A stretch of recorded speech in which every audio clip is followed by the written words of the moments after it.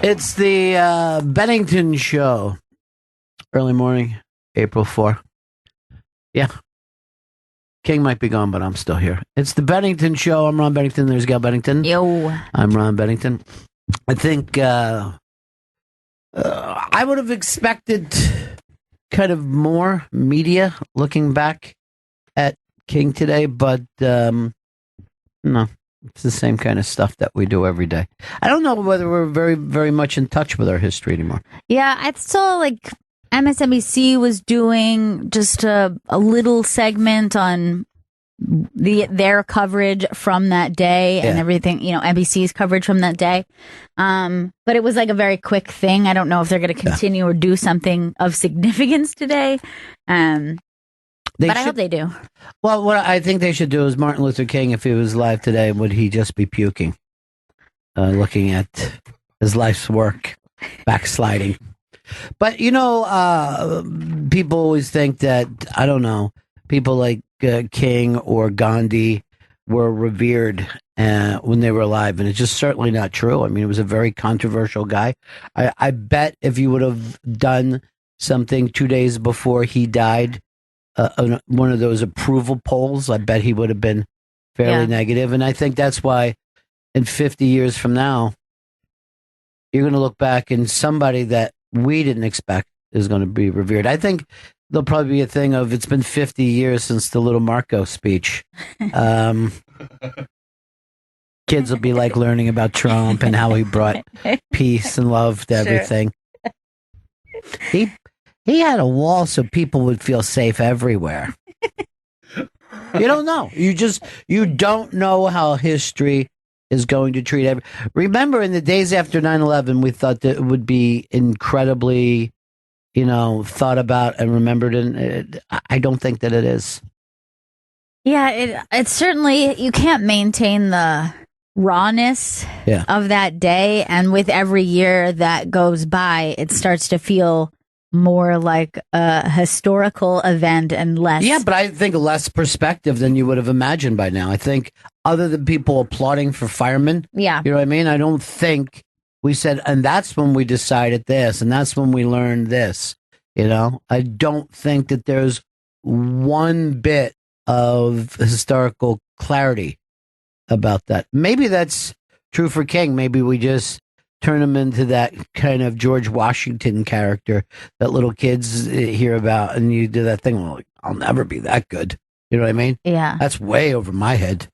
I won't be able to pull that together. But you're right. The idea of, okay, so maybe we have like the first responders, and that's the phrase that we use, and people show support in the ways that they do, but nobody kind of tackles the ideas of fear, or hatred, or overcoming those things. You know what I mean? Just how you take a step back. No, I don't think that we've learned a thing. But again, you never know who's going. I mean, 50 years from now, people might be talking about Al Roker. We don't know. We have no. When people like to look back at a presidency, I'm not even sure whether we look back at it. Some historians say it takes 50 years. I just noticed, like, in the last couple years, people are looking at Lyndon Johnson very fondly. Never happened during his lifetime. Never happened during his lifetime. I mean, he was the first of the hey. Yeah, that's what I was thinking. And yet people are now like, look at some of the wonderful things that he did. And they always said, well, if it wasn't for Vietnam, he would be remembered. Look, here's the thing about LBJ. And this happened, of course, during King's lifetime. LBJ did the civil rights thing. Since then, no Democrat has gotten a majority of the white vote. Not one. Running for president. Yeah. No Democrat. From that point on, the Republican Party kind of became the white party. And that did not happen before that. And that's, Barack Obama, Bill Clinton. Man, I didn't even realize that was true of Clinton and Obama, that they didn't have the white majority. First of all, Clinton, I don't even think would have been president if he didn't have a third party running. No one ever brings that up. But Bush had a big swath of kind of business Republicans move away from him because they were, they were promised that whole fucking gimmick. Politics is a fucking strange thing. I think the worst thing you could do is pay attention to it. It just makes you an evil person. It just cramps you. It cramps you up. Already, this is interesting. The YouTube shooter is off the books too. That was, running into last night.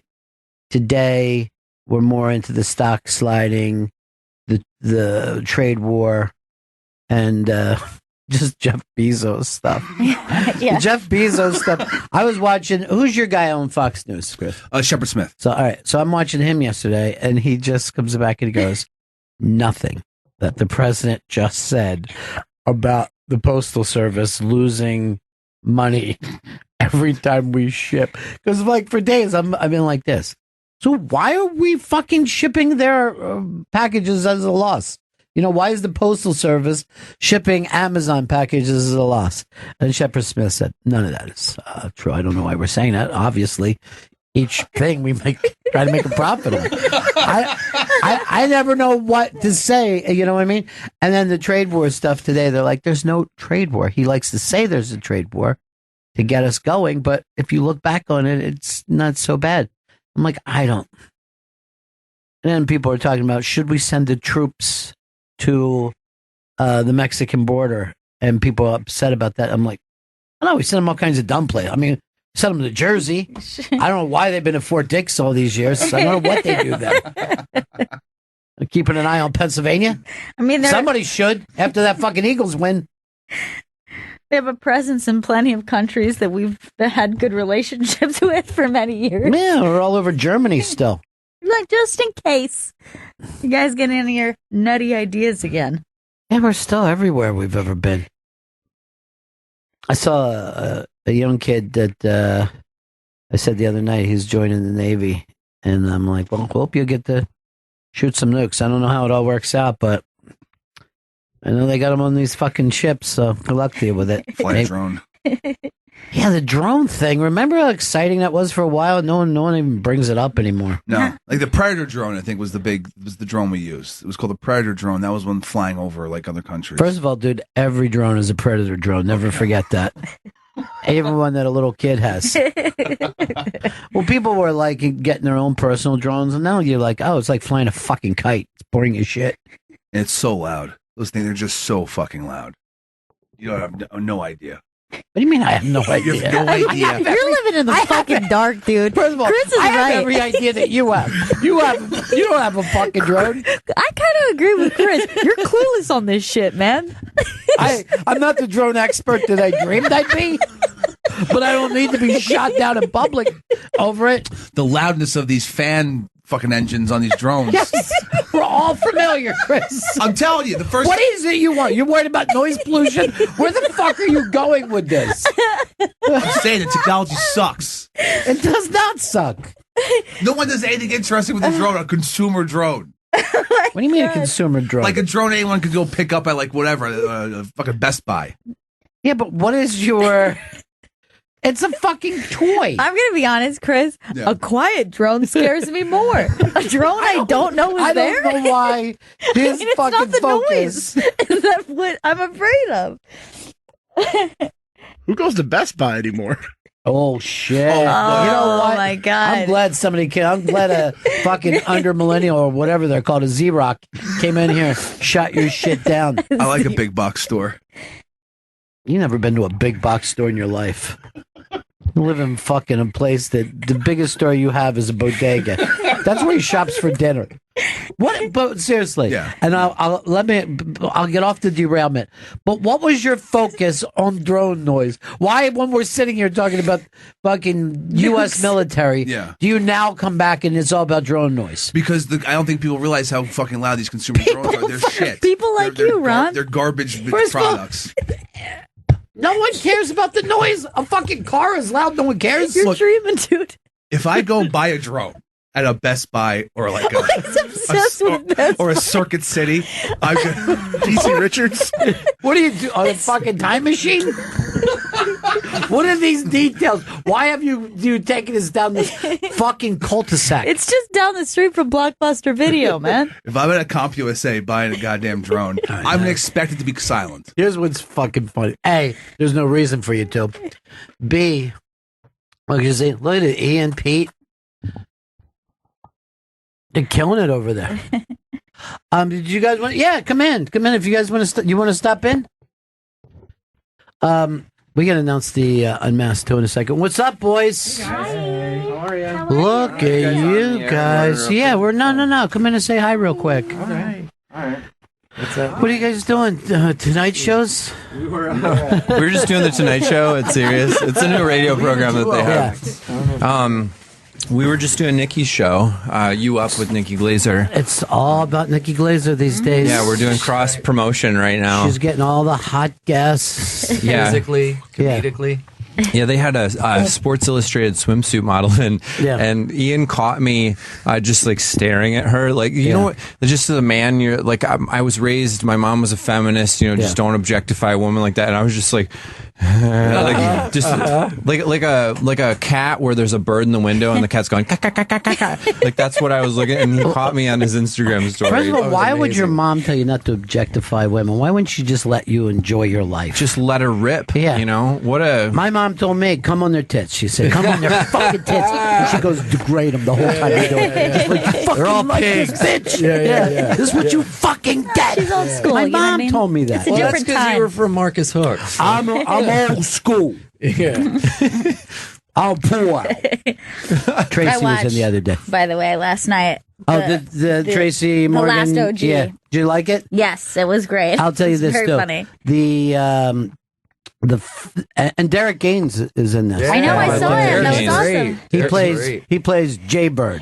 And I don't know that you could be that young and already locked into a thing that you're never going to be able to get out of your whole life. They should just call him Derek Gaines because he's smacking the mic on his head, on his knee. Oh, Jesus. That's him. Yeah, Derek Gaines and I have he let me into the black community because we have a handshake. Like I have like a real authentic. Oh, hell yeah.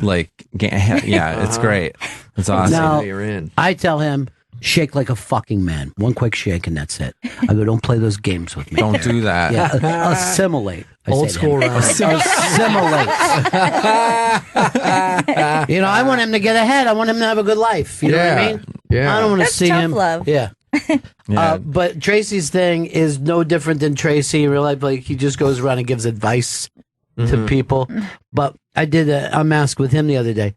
Entire audience cried the whole time. Wow. Tears. Weeping. He's so Everything funny. he said. Like audible weeping. You could hear people sniffling and Wait, like crying, laughing, or No, they were just crying because his story. everything about him is just so raw. Yeah. Wow. One time we were hanging out outside of the stand, and I saw the greatest thing ever. This girl walked by, and he was like, "Where you going, delicious?" And she turned around so angry, and then she saw it was him and was like, "Oh my God, I love you! Right. I'm going here. Do you want to come?" And it was Everybody just such a loves him. turnaround. I'm gonna take you on my Lamborghini. Yeah. I'm going to get you pregnant.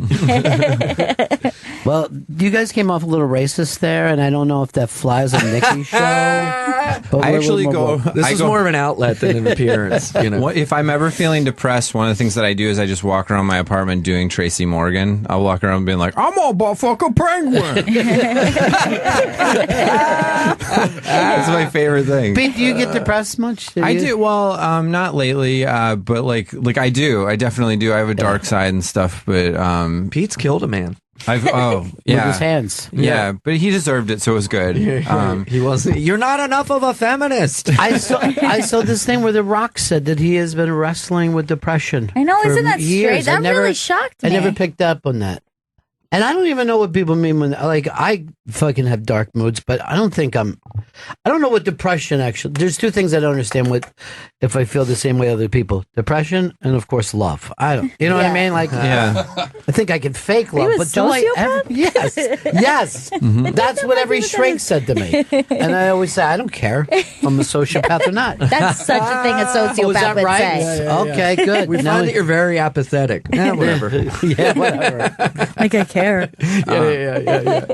They always say that like you should have so much self-love that you don't ever feel down or depressed. But like I have to admit, like I'm in love now, and I'm like feeling very happy all day, every day. Yeah. And I almost feel weird about it because I'm like, oh well, I didn't do that myself. Like this has something to do with her. But I noticed since you've been in love, your comedy has suffered. It really has. I know. I've done 0 Tonight shows since I fell in love with this girl. I love opposite day Ron. This is so great. Isn't it fun though when your friend falls in love and they just sound so stupid? And they're always just like, and she makes biscuits. Did I tell you? You're just like, yeah, does she, man? We need to figure out. Nikki keeps texting Bennington or lunch. All right, you guys go to lunch. Go to lunch. Well, this is fun. Yeah, go to lunch. Lunch, Have you ever please. had a guest leave because Nikki Glazer made them? No, I like it though. Okay, I say it's a fucking radio war. All right, Nikki, it's on. See you guys. This is great. Best of love. Thank you so much for having us on. Thank you for having us on. You guys, the greatest. I thought you were only doing Thursdays there.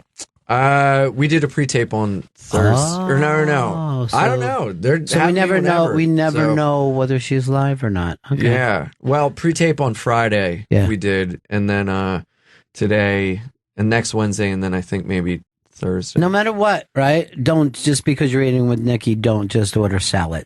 Get yourself some meat, boys. Oh okay? yeah, for sure. I get meat and I put it in her face. Or are you in that phase? Like I did that for a while too, where because she's so vegan, and like I would try to eat the worst food ever with her, and I couldn't do it. I'd be almost shitting my pants like mid lunch. Like do I have to come mid lunch eating her vegan food with her, and now I just got to eat meat and whatever. And yeah, we'll band together. Yes, we'll band together at this sure. lunch, Ian. I love it. Arm in arm this lunch, you and I. This lunch. All right, boys. Have a great time. Thank you for having us. Yeah, Thanks and for tell her having that us. we plugged her show You're a the lot here best. too, so she We can't be did. mad about us stealing her cool guest. I miss you guys. Miss you too. Mr. Seth. Yeah. Yeah. See you guys. All right. Peace. How cool that? Yeah, very. I love those guys. Yeah. What if they were both drowning? Who would you save? I'll save Ian Fidance. Wow. Yeah, sorry, Pete Lee. I'm gonna have to say Pete just because I can't. There's no sense of letting them both drown. There's a lot of us here to help. I'll jump in and save Ian because I know Chris can't. Well, would they be drowning close to shore? Yeah. Actually, if they were both drowning, I'd probably just make a phone call because I can't get this jacket wet. You know what I mean? No. Can't. I have a lot of stuff I'm doing this afternoon. Lately, I've been on a Billy Idol kick. Just fucking listening to a bunch of Billy Idol. Really? Much better than I've ever given him credit for. Much better than I gave him credit for in real time. Chris, you want to make, as you called it, a pronouncement. And is this about the loudness of drones, or is there something else you wanted to get into? This has nothing to do with drones. This has to do with the next Unmasked, which is happening Friday, April 13th at 1 p.m. here at the SiriusXM studios with Louis Anderson. Yeah. Louis Anderson, Christine Baskets. She owns a rodeo with her sons. He has a new book out, Hey Mom, Stories from My Mother, but you can read them too, which is available now in stores and online. And go to the ibang.com for a chance at free tickets to Louis Anderson Unmasked, happening Friday, April 13th at 1 p.m. at the SiriusXM studios. Hey, Mom. I'm doing well now. I lost some weight. Remember how you would give me food every time I felt bad or good? Well, I ballooned to almost 425 pounds. I could never do that. My mom would fucking come back from the dead and kill me if I wrote a book about her. My mom just wants me to shut up. I know. She wants privacy for herself, her family, and the dead. She's always felt that way. Because I remember my grandfather was he's really into genealogy and looking into past and where people came from and finding out all this history. And I remember one time she came in, she's just like, just let those people be. Yeah. She was like offended that she was digging up old stories. He wasn't permitted to work her side of the family, just his. Yes. I gotta tell you the truth though. I've never heard one thing about my family that brought me interest. You know what I mean? There was the one thing I just like, oh, did he? All right. Korea? All right. I don't know what to say.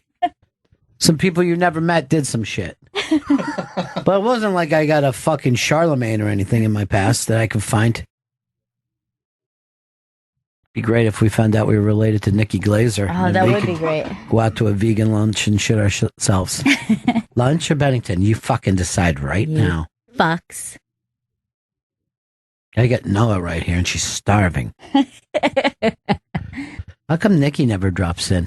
I know. Who would we, if we had a producer, who would be the one to check on that? That'd be me. I think No, Jen. I mean, if we had a producer, not some fucking drone-obsessed lunatic. Plug the Louis Anderson. You've taken me off guard here by bringing up my own genealogy. Louis Anderson Unmasked. That's happening Friday, April 13th at 1 p.m. here at the SiriusXM studios. You go to the ibang.com for a chance at free tickets. What time? 1 p.m. I don't have time for an unmasked. Early Friday, April 13th. She's a vegan, and Jen is a vegan, plus she likes fish. Yes. What are you looking for, buddy? My phone's fucked up? If they crash, we'll just reboot them real quick. The What? fake crash, he said.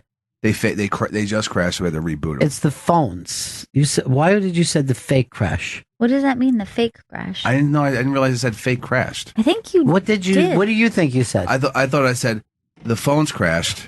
No. Really? No. Really? I like if someone writes a down for him, we'll talk like that. But just regular, you don't know what he's gonna fucking mumble. He's fucking sounds like a loud drone. Trump suggests that the Saudis could pay U.S. to stay in Syria. Jesus. No, good. Pay up. We need that fucking. Got to make that paper. Hey, he looks like he's got thinner too. Yeah, you know what, I was just thinking that, and I was like, I don't know if that's just the camera, like the lens that No, they're using, but he looks great. slimmer. He looks fantastic. Maybe it's just a better fitting suit than I'm used to seeing him in, but he looked good there. Yeah, you don't see him in like a regular suit that much. And even when you're a big guy, if you wear an extra big suit, you're only adding to your size. Still, it seems comfortable. You know what I mean? Your big old zoot suit. Yeah. I like a 90s suit, just fucking hanging with giant fucking shoulders. Everyone fell out of that gimmick, but it was nice for a while. Could really relax in this planet of ours. Have mercy, forgot to be a lover. I like a nice tight 60s suit. Yeah, that works Keep for it tight. Yeah, that works for a fucking 18-year-old boy. Everybody else is in trouble with it. Louis Anderson Unmasked, Friday, April 13th, 1 p.m., Sirius XM Studios. That's going to be a fun one. He's great. He's a great guy. Yeah. He's very sensitive, and he's also hilarious. All right, getting back to that rock thing. Chris, do you ever feel like you were depressed ever in your life? I think after I got the boot out of college, I felt depressed. Yeah, but I think that's okay. You're fucking, something bad happens. You're supposed to feel sad. I think depression means I feel terrible for no fucking apparent reason. And I get light versions of that, but I would never, I've never done that thing where I can't get out of bed for fucking days. Yeah, me either. I know people like that. Yes. I mean, I do think that I get what they call seasonal depression, or like that seasonal blueness, where I feel low energy, I feel sad, I feel more negative than I usually do. But I don't think that I have experienced true depression where I'm going, I don't know what it is. I can't get myself out of the house. I don't want to see anyone. The things that you liked to do before that brought you joy no longer bring you joy. I think these are all things that are, I don't think I've ever experienced that. I think I have the correct amount of life sucks.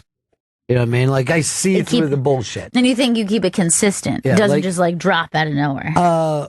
Some kids came by and they were selling Girl Scout cookies, and I screamed at them, "What's the use? You're all going to die one day." Okay, that makes And I felt like sense. that was on. And then I took the cookies and smashed them into the wall. And I go, "I'm going to fucking teach you about life, kids. Life is a fucking smashed tag-along." And then they said to me, "We're not even Girl Scouts. And you kept this captured here for 4 days." That could be depression, but I'm not really sure. Have you ever thought to yourself, is this something insane people do? Like, have you ever? That for sure. Yeah, me too. Like insanity is more that I can understand. I can fathom that about my own personality more than just being sad for no reason. Like, it's something that for some reason I feel like I even had an indication of it as a child, where I thought I could lose my mind. I could no longer have a grasp of reality. And they say that's something that insane people never think. Okay. Like a fucking shrink lady said to me once, she goes, well, the thing that you're saying is insane people don't. They just feel like they're right. They don't go, am I insane? Now, here's the weird thing about the four of us. I'm going to throw Vito my nose. All of us know what it's like to, once you start smoking, you keep smoking. Once you start eating, you keep eating. All that. But no one has the OCD where we're doing weird things with paper. No. You know what I mean? Like, none of us are like clean freaks or all that. No. And yet, all of us have oral fixations. Everyone on this show. Yes. Chris, I had to fucking say when we were recording GPS, stop chewing on that. He's just breaking hard candy in a stick. And he was furious with me. Yeah. Then I said, look, dude, put it down. I didn't realize how loud it was. It was like the loudest thing. For some reason, you have the ability to make mouth noise louder than anyone else I know. Because he's crushing things like fucking, he could bite through bone. He's like Iron Giant over there. Yeah, he is. He makes tuna sound crunchy, and it doesn't make sense. That's why I'm so glad when he gets the shits. Why do you come back and eat here? I despise the people in this fucking building who bring their little fucking hot lunches back because they stink up the elevator, they stink up the lobby, they stink up the building. Yeah. There's fucking restaurants to eat in. You pay the same money. For some reason, 37 is even worse than our floor. 37, you know why? It's really lunchy up there. Yeah, you know why?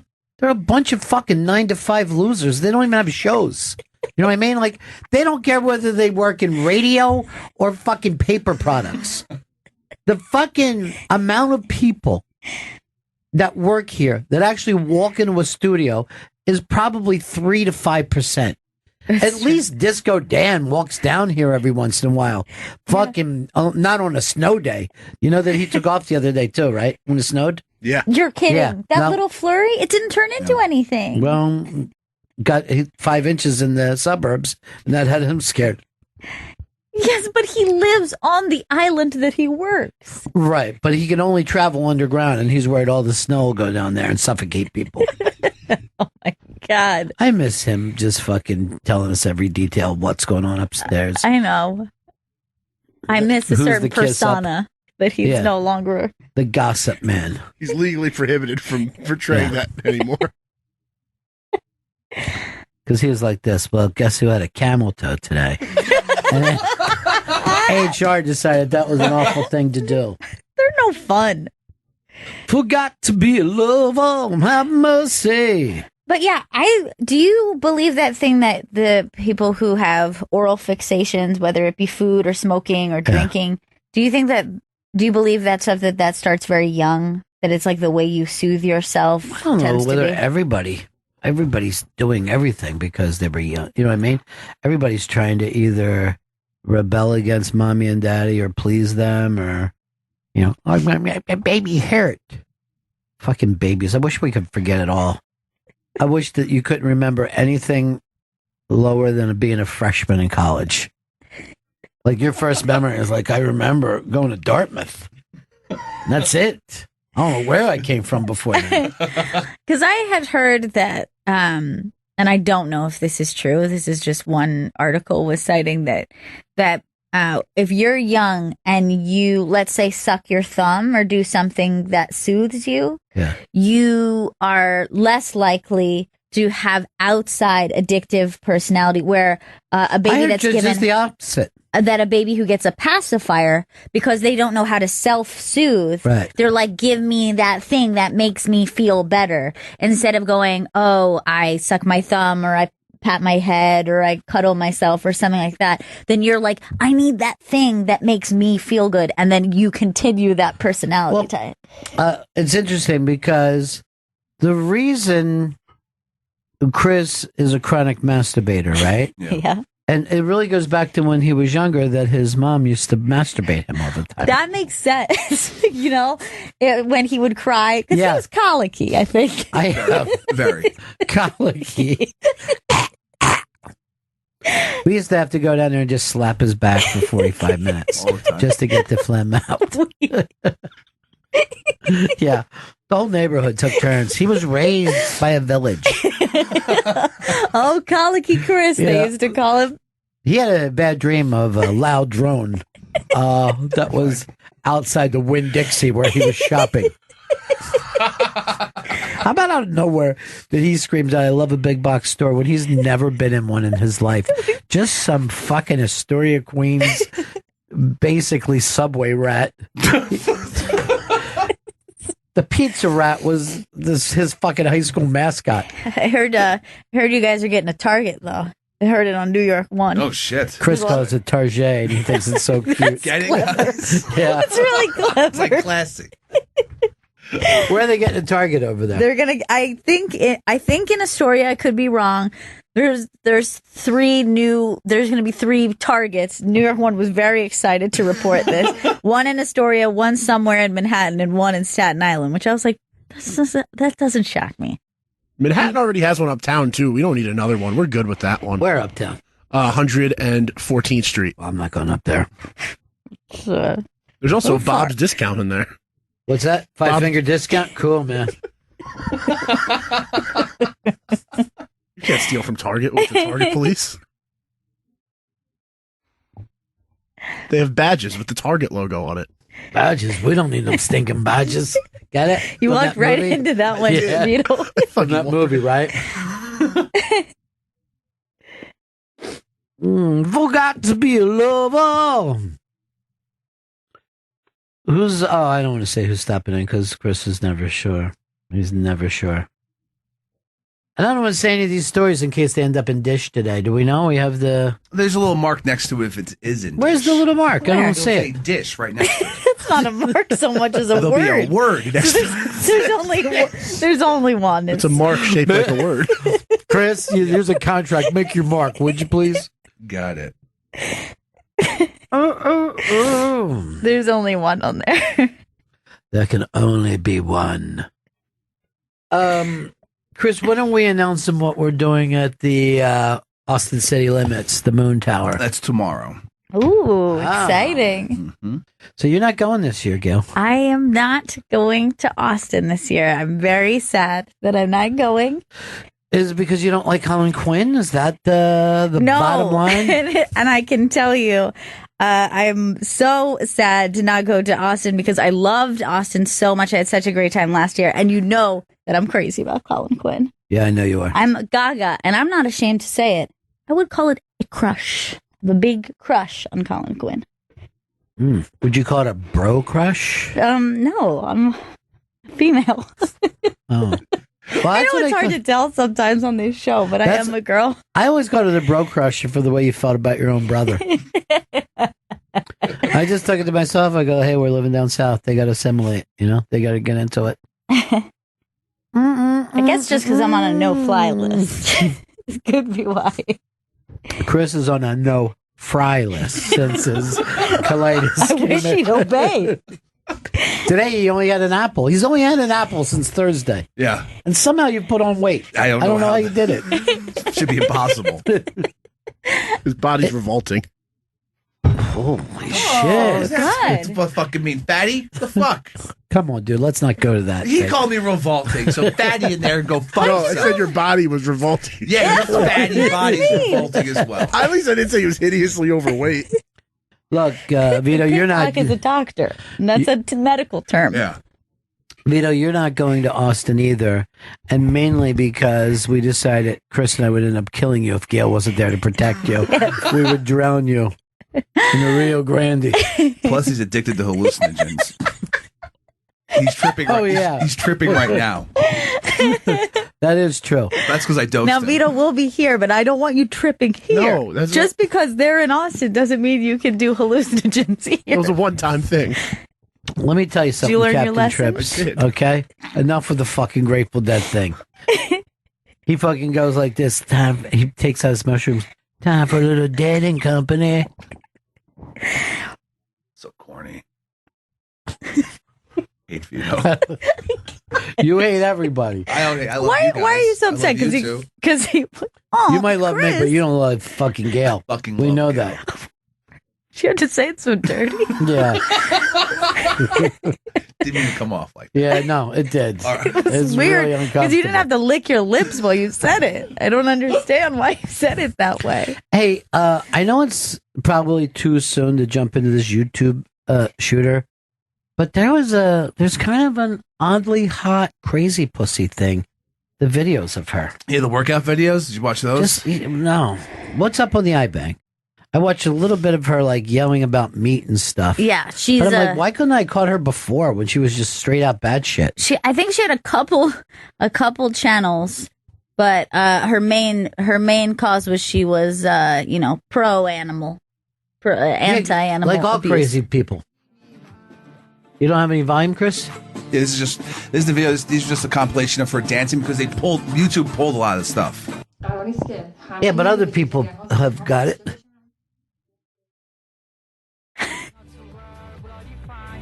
This looks like it should be on fucking Manhattan Access Cable. Just give us some volume, dude.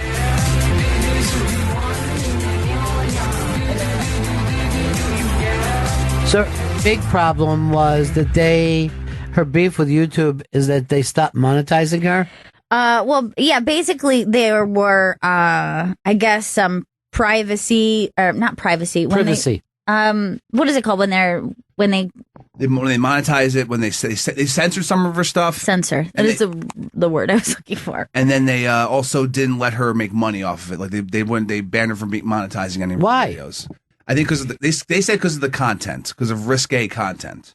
What's risque? I know she was very upset about, because I know that she had a workout video, and the video she's pretty clothed and she's doing just like sit-ups, and so she claimed that there's tons of videos that aren't censored that are showing more body. Yeah, but you're an Iranian. We got to be careful of that. This is the fucking 80s. But yeah, she brought up like music videos. But look at her crazy fucking eyes. Yeah. Yeah. You never see her with a dude, though, huh? No, never. And they tried to act like it was a domestic thing. Yeah. It was just crazy YouTube shit. Yeah, she was just pissed and drove to the headquarters. Did she YouTube it? I do not believe she live streamed it. I don't think she did. I thought it was that other fucking guy that was always finding dead bodies places. Logan Paul? Yeah, I thought it was Logan Paul. Because they demonetized him for a little while, too. Demonized. Nashim. I mean, she looks so fucking crazy. I can't believe she's not dating a comic. You know what I mean? Like the number of comics that fucking introduced me to girls that are just like this. I tried not to act like I don't know what's going on. You know what I mean?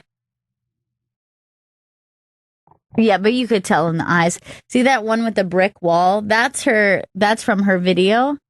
And she's pretty clothed, actually. And she was very upset that they censored this video. And I think that they just put an age restriction on it. Yeah, I wouldn't go for that either. I like all ages watching me fucking work out. I think age restrictions affect your money in a big way, though. Yeah, but somebody told me you could do like 1 million fucking views and you get $470. Like, I don't know why. No one's making a fucking like 8 guys it's like podcasting. 8 guys are making fucking money, and the rest of it is just fucking 900,000 high societies. Yes, and which is available on gasdigitalnetwork.com and iTunes. That's why I never say it, because you plug it immediately instead of plugging it on your own. You fucking tries to act like it's not happening. So anyway, those other 2 guys on your show, hate you.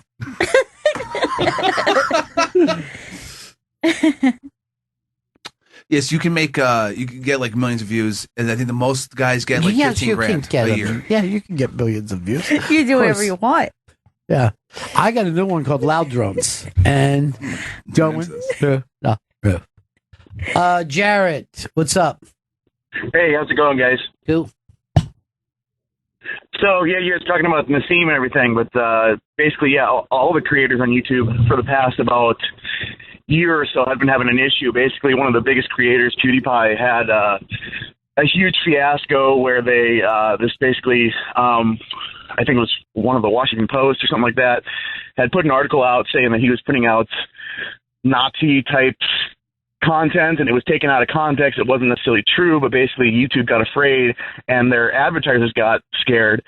So the advertisers started putting out extra guidelines saying, hey, we don't want our ads on certain content. And it was called the Adpocalypse, and that's been going on for about a year. So tons of creators, even the huge ones, have been getting all or a lot of their videos demonetized. It's not just this Messine chick, but yeah, it's been so crazy that even such a small creator just went ballistic. Why doesn't somebody start a new YouTube? They've never really had a competitor, right? No. Maybe like Daily Motion for a little while, but they blew them away. Yeah, and so that's the thing, too, is these creators are now trying to go to, like, Twitch and stuff where they can actually start making some money again off of their content because YouTube's been taking away that monetization, and even, they'll try to appeal it with YouTube, and it's just at that point, when you release a video, you get those views pretty quickly, and if YouTube demonetizes it pretty quickly, and then you review it, and they say, oh, okay, it's okay now. Well, now several days have passed, you've lost all that money on those because if it doesn't go viral right away, it doesn't go viral, right?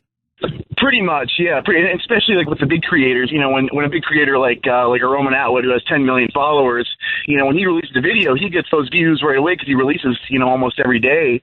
So he gets those views immediately. Well, if they demonetize it and then he appeals it, well, now that video is several days old. It's stale content at that point, and they're not going to make any money out of it. All right. So I guess people, if they think they got money tied into something, they snap every once in a while. But this girl looked like, wasn't this was going to be something else. Oh, there you go. Now, I wonder why it was that they initially had the story that it was like a domestic dispute. Because it was a woman. And they're like, why else do women get upset? Because their boyfriend fucked somebody. Other than that, if that doesn't happen, they're always happy. It's the only thing I've ever seen a woman get angry about. You ever see a woman be like, all right, UConn lost the other night. You don't run into any women like, I'm so fucking depressed. UConn lost. They don't fucking get how you're supposed to fucking feel when your teams snaps a fucking streak. I get mad about one thing. Oh, my boyfriend was talking to some girl. Look how quick Nikki thought that we were taking Pete Lee and Ian away. True. It's that, I guess, and if you demonetize their videos. That they can't fucking put up. It's like if somebody fucked with their makeup kit. I know. You know what I mean? You play with their money, it's like playing with their emotions. All right. Look at Jen. Yeah. She's the only really jealous person we have on this show. She's fucking psycho jealous. But I think she'll grow out of it. I don't think so. I think it comes with young lady youth. You know what I mean? Like, I think when you're a younger woman, the jealousy is more present. All right, Jen, let's suppose you had a steady boyfriend, and that's hard to believe right now because you're crazy putty. Now, would you get mad if he had sex with another woman? Yeah, definitely. Right, see what I mean? She snapped the... What if he was just making out with another woman? Yeah, I would. What if he was just like you came in and he was massaging a woman? Would you get mad? Yeah. See? It's everything with her. But you think those flipped for men would be no across the board? I know Chris doesn't care what his lady does. You know what I mean? Yeah. I mean, she fucks and sucks whenever she wants. No, but she has gangbanged not only people in Costa Rica, but 4 members of the U.S. Immigration Department. Oh, my God. That's how she got her but that was out of papers. necessity. Was it? Because it was 2 years after she became a citizen. Does she have her citizenship? Yes, she has her Chris, I'm going to check. Does she have legal citizenship? I'm going to just avoid that question then. I'm going to fucking bring her in here and go like this. What's the capital of Nevada? If you say Vegas, you're out of here so fucking fast. Look, Chris doesn't even know. No, I thought it was Vegas. Do you really know the capital? Reno? Unbelievable. Yes, Gail. Carson City? Exactly right. Yes. Do you know that Johnny Carson was related to the person who founded Carson City? I did not know. So was Carrie Carson. Mishy's friend. What if you just saw him staring at another woman? Probably not. What if he was watching porn and masturbating? Probably not. Probably not. Yeah. But this was at Sunday dinner with your parents. It's not so much that you're masturbating and watching porn. It's that why everyone else is eating turkey. Or in your case, faux turkey. Or tofurkey. Got to be a lover. See, she's the most jealous of all. Least jealous? Vito. Because he's got no one and nothing to be jealous about. He's got no one in his life. Where do you put yourself on the jealousy scale? When I was young, 100% jealousy. Yeah. Now, 13% jealousy. Yeah. Maybe 17. I think it wears off with age. As Lust for Life does. You know what I mean? The ability to love anything. As a young woman, I was jealous and also paranoid. Yeah. Like I would think, is this thing happening? What does that mean? And I would read into things and be like, oh, I've got things figured. I don't feel that way. That's that's why we think women are crazy. Mm-hmm. That kind of shit. Well, you're gaslighting us. That's why.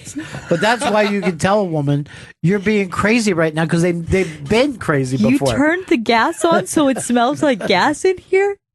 And now you're telling me it doesn't smell like gas in here. Here, try a light. I'll kill you for this. Mike in Wisconsin. Yes, sir. Hey, how you doing? Hey, man. I'm up in Louis Anderson land delivering fish. Oh, nice. Yeah, I was thinking about that girl this morning, and, you know, it seems like once you shave off those eyebrows, and you always start painting them on, all those chicks are freaking nuts. I'm not seeing any of the painted on eyebrows. The pictures we see. Oh, there were some of those pictures where she looked like she had it all, you know, she had to repaint them on. All right. I think, now I could be wrong, and I'm going to go to Jen on this. I feel like that's natural brow with pencil. Yeah. Is my guess. Heavy pencil? I think that, well, no, because I think she has dark, I think she has dark hair, but I think she's just shaping them so they're not so unruly. But I think that you're looking at natural brow in there. That's not just painted. But you're saying that she's taking an eyebrow pencil and filling it in. I'm going to show you exactly where. So Yeah. sometimes it could be a little sparse in certain areas. Yeah. So you add a little darkness here to kind of fill it out, but that's still natural hair. That's All right. my guess. Quick question. You think she also does that with her pubes? She might. 844 Rock God. 844 Rock God. Is this girl taking a pencil to her pubes? And is that something the country needs to worry about? You don't want it to look patchy. I know that. Patches. You want a nice, consistent bush. A consistent bush is what's going to keep the marriage together. Well, also, you can see this picture where it's almost four-sided white. And they always say this. If you're somewhere and you see not just a woman or a man's eyes open so much that you see white, get the fuck out. Yeah.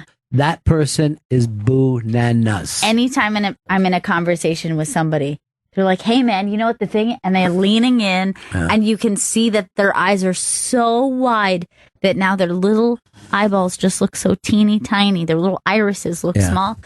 Yeah. I also notice that you're more likely to see that with a woman than you are a man. Yeah, that is true. Men are squinters. Yeah. You never meet a lot of squinting women. Let me check your phone. Let me fucking see who you've been talking to on your phone. Yeah, that's interesting. Crazy guy narrows the eye. Yeah. Crazy woman. Yeah, she's bugged up. I wonder if And that a lot has of something to do with predator prey. Like, think about that. You're in like predator mode. You're like honing in on something. Yeah. Prey. You're like, what's going on? It's But crazy. why are men natural predators, you think? I don't know. I think it has something to do with the hunter-gatherer thing. It's not necessarily predators to women, but a predatory nature. You're the more aggressive. You're the more violent. You're the hunter But type. what were they gathering? Like berries and nuts and stuff. Okay, now who needs that? I'm getting meat. Okay, so you don't want any sides. That's what you're telling us?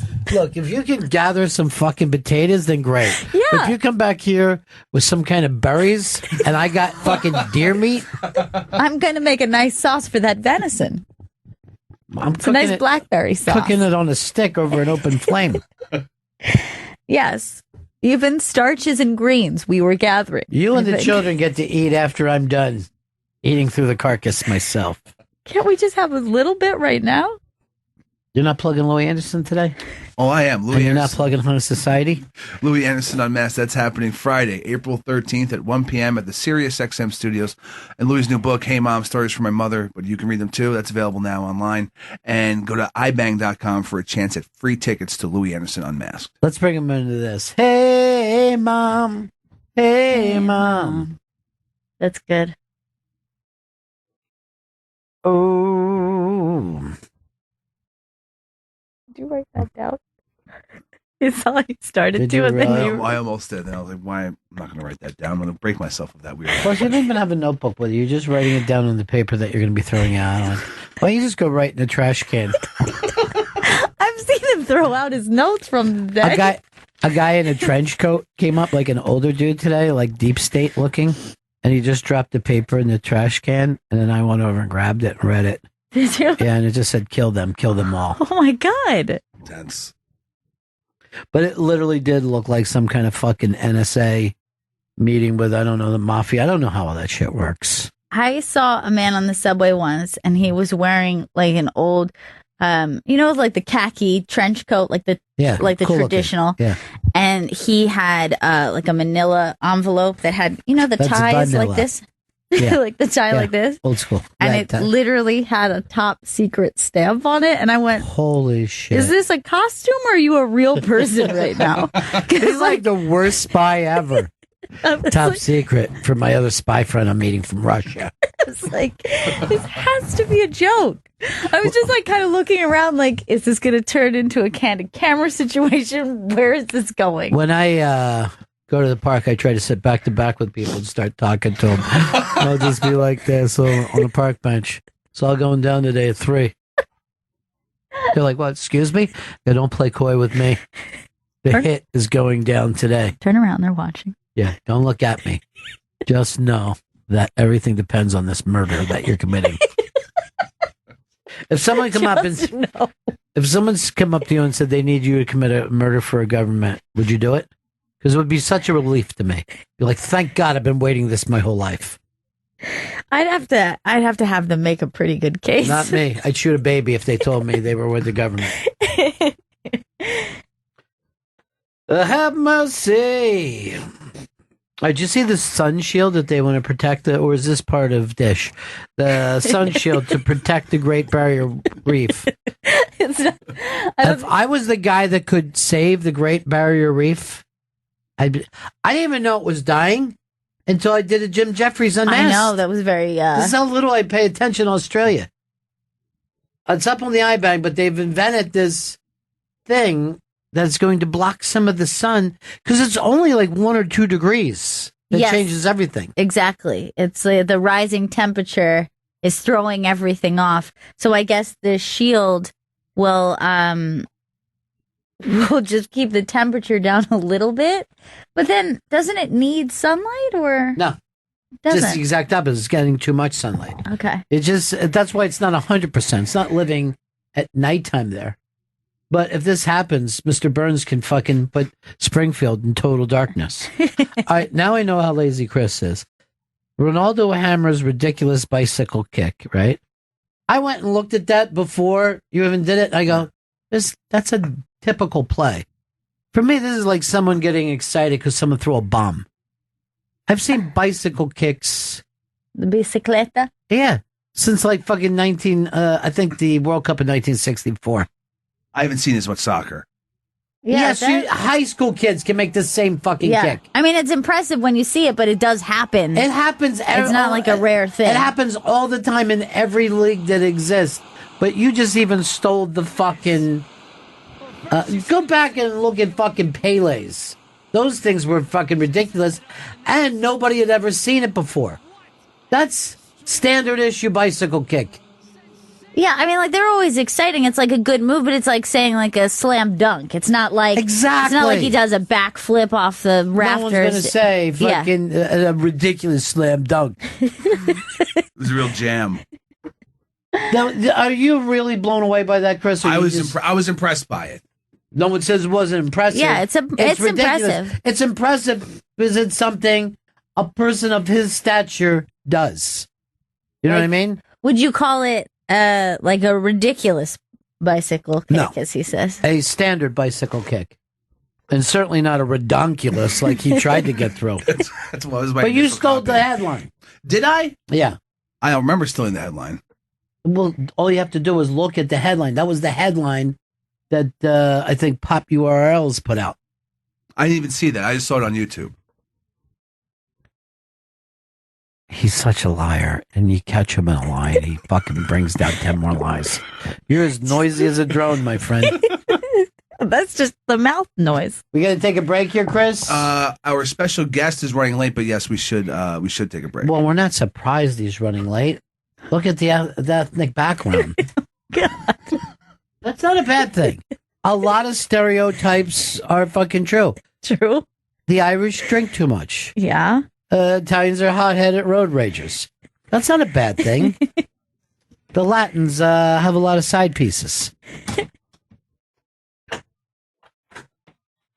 And yet, just like we were talking about jealousy, then the Latin women are known for being crazy and being jealous. Yeah. But then it's like, why do they risk the side piece? Or vice versa? Why aren't they just used to it? She goes crazy. I don't give a fuck at all. It's like, I was trying to tell Chris the other day about HelloFresh. You're trying to start a little home with that girl of yours, right? Yeah. Aww. And she has problems not only cooking, but shopping. I said this, next time you go to the grocery store, pay attention to how long it takes. Actually, don't waste your time. I'll tell you, too long. It's 2018, bro. The days of going to the grocery store, battling for a parking space, searching high and low for some obscure ingredient are over. It's time to say hello to HelloFresh, the meal kit delivery service that makes cooking healthy, delicious meals fun, easy, and convenient. Just go to HelloFresh.com, pick out the recipes you want, and they're delivered directly to your doorstep. They come every week in a special insulated box along with easy-to-follow step-by-step instructions and full-color pictures. Each HelloFresh box includes fresh, seasonal ingredients that perfectly portioned. No wondering if you have the right amount and no waste. Just delicious meals that you can make in 30 minutes or less. And for a limited time, you can get $30 off your first box when you go to HelloFresh.com/raw, plus free shipping. That's HelloFresh.com/raw for $30 off. HelloFresh.com/raw. HelloFresh.com/raw. Bennington Show, and what science is telling us is a Wednesday. Unmasked. Next week, go to the iBang for more details. It's Christine Baskets, the gender fluid. Louis Anderson will be here. That should be a lot of fun. We've had him on Unmasked before. He's a very open, honest guy. Life with real high highs. And I should say, real low lows. It will be a great Unmasked to see live in person because that was such a fun moment the last time we had an Unmasked, and he's very connected with people, so I think it's a great one to be in person for. But at the same time, there's also times that he feels really low and weak. You know what I mean? Right. You're like, I don't know if I want to do this. I don't even know if I want to be here. One time I was in here, and he was like, I hate these chairs at Sirius because these chairs you have to get up into. He goes, I don't even know why am I even here? Why did I have to be here today? Right. And then a moment later, he was very pleasant. Right. But for that moment, it was just like, I don't want to be here. Becky called out again today, Vito? Yep, she was sick. Found out this morning. You couldn't get somebody else in here? I didn't find out until 11 o'clock today. All right. No, Dan could help out today? I didn't bother with him. Bother with Dan today. I just figued I would do it myself. We're saying do it yourself, but we're falling behind on our guests. Yeah. We got another guest coming in after that. Jen's running down the hall doing intern stuff. You know, Gail's like a little queen. She has to have her tea when she has to have it. I literally didn't know that she wasn't here. Otherwise, I wouldn't have asked for it. It wasn't. I mean, she was coming back already at that time. That doesn't make sense. I have a full fucking thing. And plus, we were supposed to have him 15 minutes ago. I don't know how high you are on mushrooms, Vito. 0. This is why he's not going to Austin. Because I can't watch over him. I'm going to tell you right now, if that fucking plane landed in Austin with him, he'd have been arrested right there. All right, they're acting like, I'm just looking at hometogo.com. They look like they give you a fantastic house for $24 a night. I don't think that's true.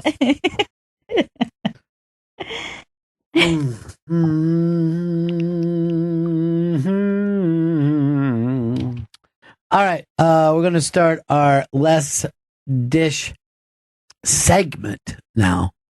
And everybody makes a big thing like, what's that, Chris? Oh, yeah, we're about to start. I was just throwing up a time. Why? Just to let everyone know what time things are happening. I got a clock right there. Okay. I have 16 after, which if anybody listening is going, wait, how much is the lag on this? Apparently very fucking long. We're the new lag daddy, I think. Well, it wasn't 1 minute, so let's just hit it now.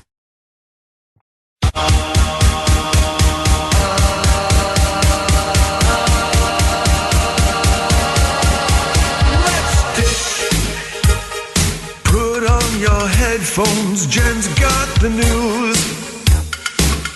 Let's dish to the gossip they're saying on the radio.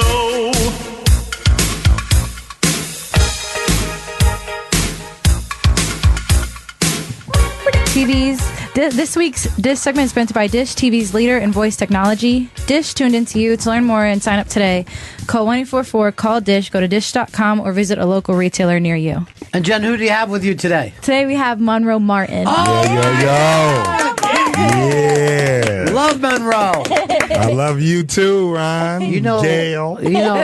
I see Monroe work all the time. Never the same set twice. Really? I don't see anyone else do that. That's probably my ADD, though. It's definitely not my artist. My artiste.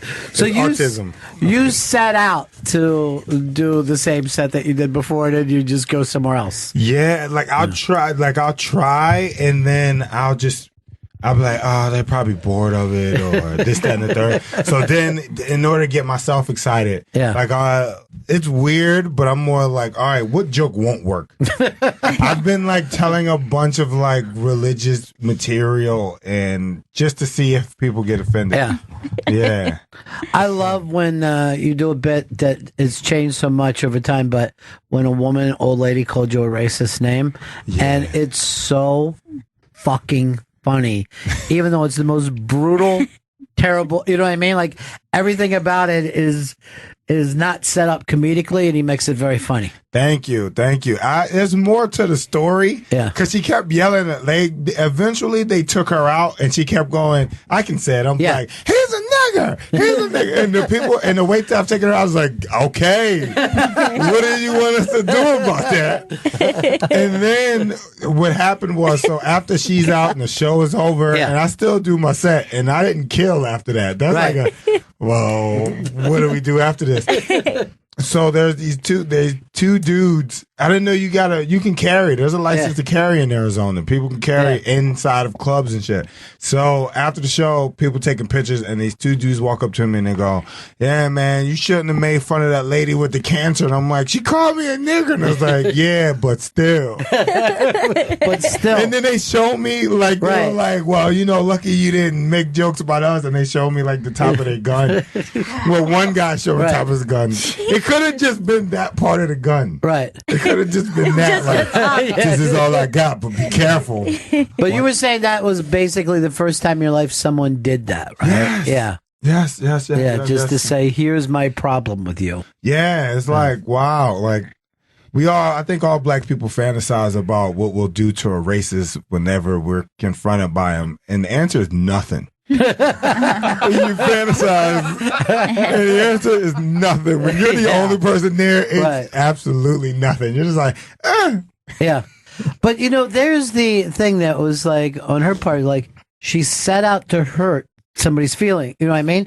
And it does catch you by surprise. Yeah. When something comes at you just that blunt. It's like it being punched in the nose, where it takes a couple moments to regain yourself. I was just mad that was the first thing she went to. Like, I'm like, you could have said so many funny things to get them on your side. You could have called me like one of the Winslows, Steve Urkel.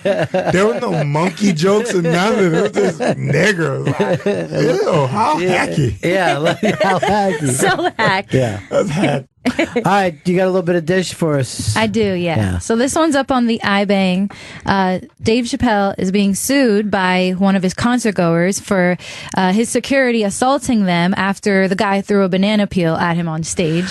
Oh, I remember when that happened. It was Radio City, right? Yeah, well, it was in Santa Fe. I feel like he just. Oh, okay. I feel like he just topped Monroe's story. Yeah, I've never had anybody throw a delicious treat at me. The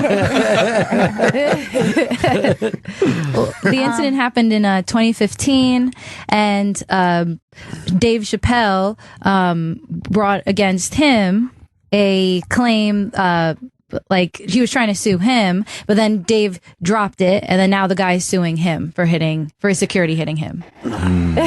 So stupid. Yeah, at that point, if you're the guy who did it and you got knocked around a little bit, like, let it go. You know what I mean? Yeah. Like, are you really going to be the guy who's just like, I should be allowed to throw a banana? He got embarrassed. I think that's what it was. He probably got trashed, and then somebody was like, you shouldn't let them do that to you. And he was like, you can sue. And then he found a lawyer that was like, yeah, you can sue for being racist.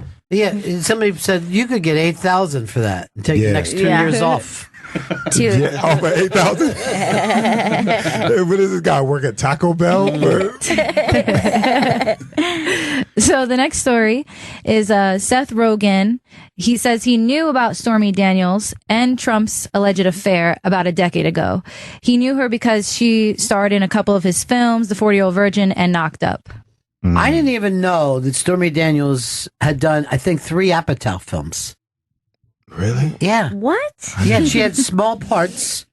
Jen just said starred, but I think that's being kind. But just that she worked, she had speaking parts in 3 different Apatows. Wow, that's shocking. Yeah. I guess I feel like I should catch her. Like, it's like, where's Waldo or something? Yeah. That is hilarious. That's the new drinking game. Where's Stormy? There she is. Take a shot. What? I'm still not sure. So basically the case is that he paid for sex with campaign money. Yeah. I think he paid her silence. Paid her off. Yeah. So like he didn't pay to have sex with her, but then in order to keep her quiet about having an affair with her, the idea is that he may have used campaign funds to pay her off. Look, if I had sex with Trump, you wouldn't even have to give me money for me to keep her quiet. I would be very quiet about it. He's into some nasty stuff. I wasn't sure. I was like, why? Why do people care? They had sex. He's had sex with a lot of people, but I didn't know it was like campaign. Yeah, but that's just made up. I mean, not that it's made up, but you're just going as far as you can just to have heat with him. Certainly, of all the things, if you dislike Trump, that's not the thing you want him nabbed on anyway. Like, just consensual sex with an adult is not, of interest to me. People just trying to get him out by any means. Yeah. The only way it would be interesting to me if she would have said he ate the cream pie. I'd be like, really? That shocks me. I didn't think he would do that. Is that impeachable? He looks like a cream pie guy. I've only watched a couple of cream pie videos, and they're all dudes that look like they're row captains. And he looks like one of them. Like, that's he's just on the boat. Go! He looks like he doesn't. Dash. So, police are investigating OJ because. Oh boy, what do you do now? Well, he allegedly recruited a prison hitman to. You don't have to say allegedly with OJ. He's not suing anybody. Yeah. Let's go. Let's just take it. right, a hitman to do what? To kill Ron Goldman's family. Oh my God. So where did you get this story? Because that sounds far-fetched. That's on his own radar. Yeah, that seems like I mean, that would be... that could put OJ away forever. I think at his age, he just wants to stay out now. You know what I mean? Yeah. He's like the last OG. He's like Tracy Morgan in the last OG. He's just trying to. Change. That's a better show, The Last OJ. Him staying out. That's more. If it's true, that's more of a terrible investment. You pay somebody who got caught doing a crime to commit another crime. By the way, The Last OJ is a sketch they need to write immediately. Have you seen it yet? The Last OG? No. I watched it last night. The first episode. It was so really good. Yeah. My friend Derek James is in it. So is he Jay good? Bird. Jay Bird. Okay. I mean, there's so many good people on that they all. I saw the first 6 episodes. Because Cedric is on it, and Cedric is stealing every fucking scene. He's so funny. Wow. Okay, I definitely got to watch You it. got to see it. Cedric, I don't think people even give him enough credit for just how long he has been funny for. You know what I mean? Just killing it. And he can do it all. Yeah. And that's like the perfect character for him. Like the delivery, like his delivery as that character is But did you ever see him in that remake, not remake, but the sequel to Get Shorty? I didn't, actually. Oh, God, he's so fucking funny. He plays a guy who owns a record label, and he's like a suburban dad, but he's still gangster, still pull out a fucking gun, even though he's a suburban dad, because he came up through the streets, and he is just unbelievable. What's the name of that? I've never... It's Be Cool. Yeah, Stay Cool. It's not a good movie, and Okay. he's fucking unbelievable. And it's so funny. Okay. I'll check that out. I don't doubt he's good. Dish it! Dish it! Dish it! That's Bobby Kelly yelling stuff out. So Colin Farrell, he's checked himself back into rehab. Oh boy. He put himself there because he says that even though he's not using again, he needs to do a little reset to get things back in alignment to make sure he doesn't use again. What was he using? Was he coke? I believe so. I believe it was coke. Yeah, I He's didn't know hiding from a woman. Yeah, I didn't know you could. I mean, of course, Absolutely you could do. you can, You yeah. could do a reset even without relapsing. Well, yeah, I mean, that's the whole point of the program Right. is that you never, even if you're not using, you're not necessarily living a sober life. Yeah. Right. I'm not living a sober life, even though I'm not using. Right, because you live with addiction still, you mean? No, because I still do the bad behaviors other than the drugs. I see. I always, I think the drug itself is just a symptom of other stuff. But if you have the money, you can check into anything. Doesn't matter what it is. Yeah. You know what I mean? You could be like Adam Sandler and go back to school in the first grade. You know what I mean?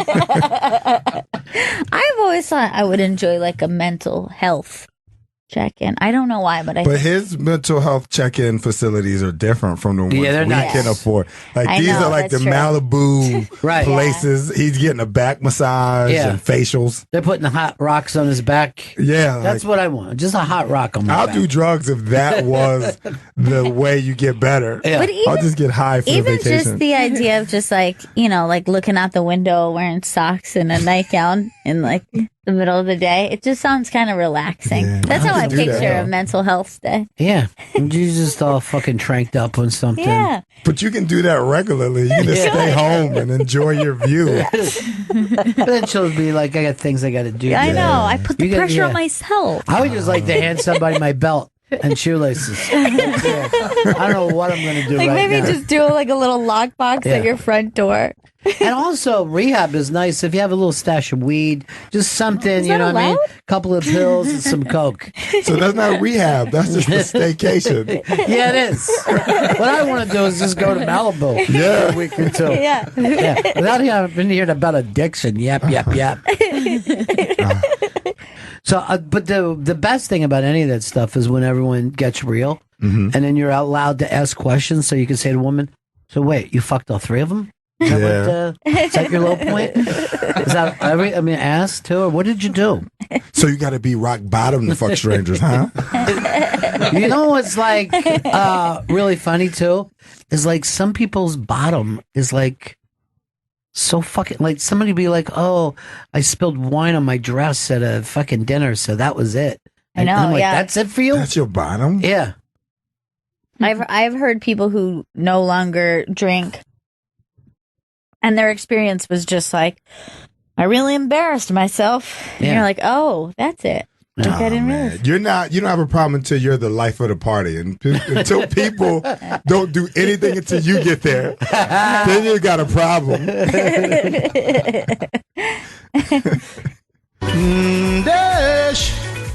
So, police have rushed to Vern Troyer's home on Monday night because a dollhouse. They just kicked it over.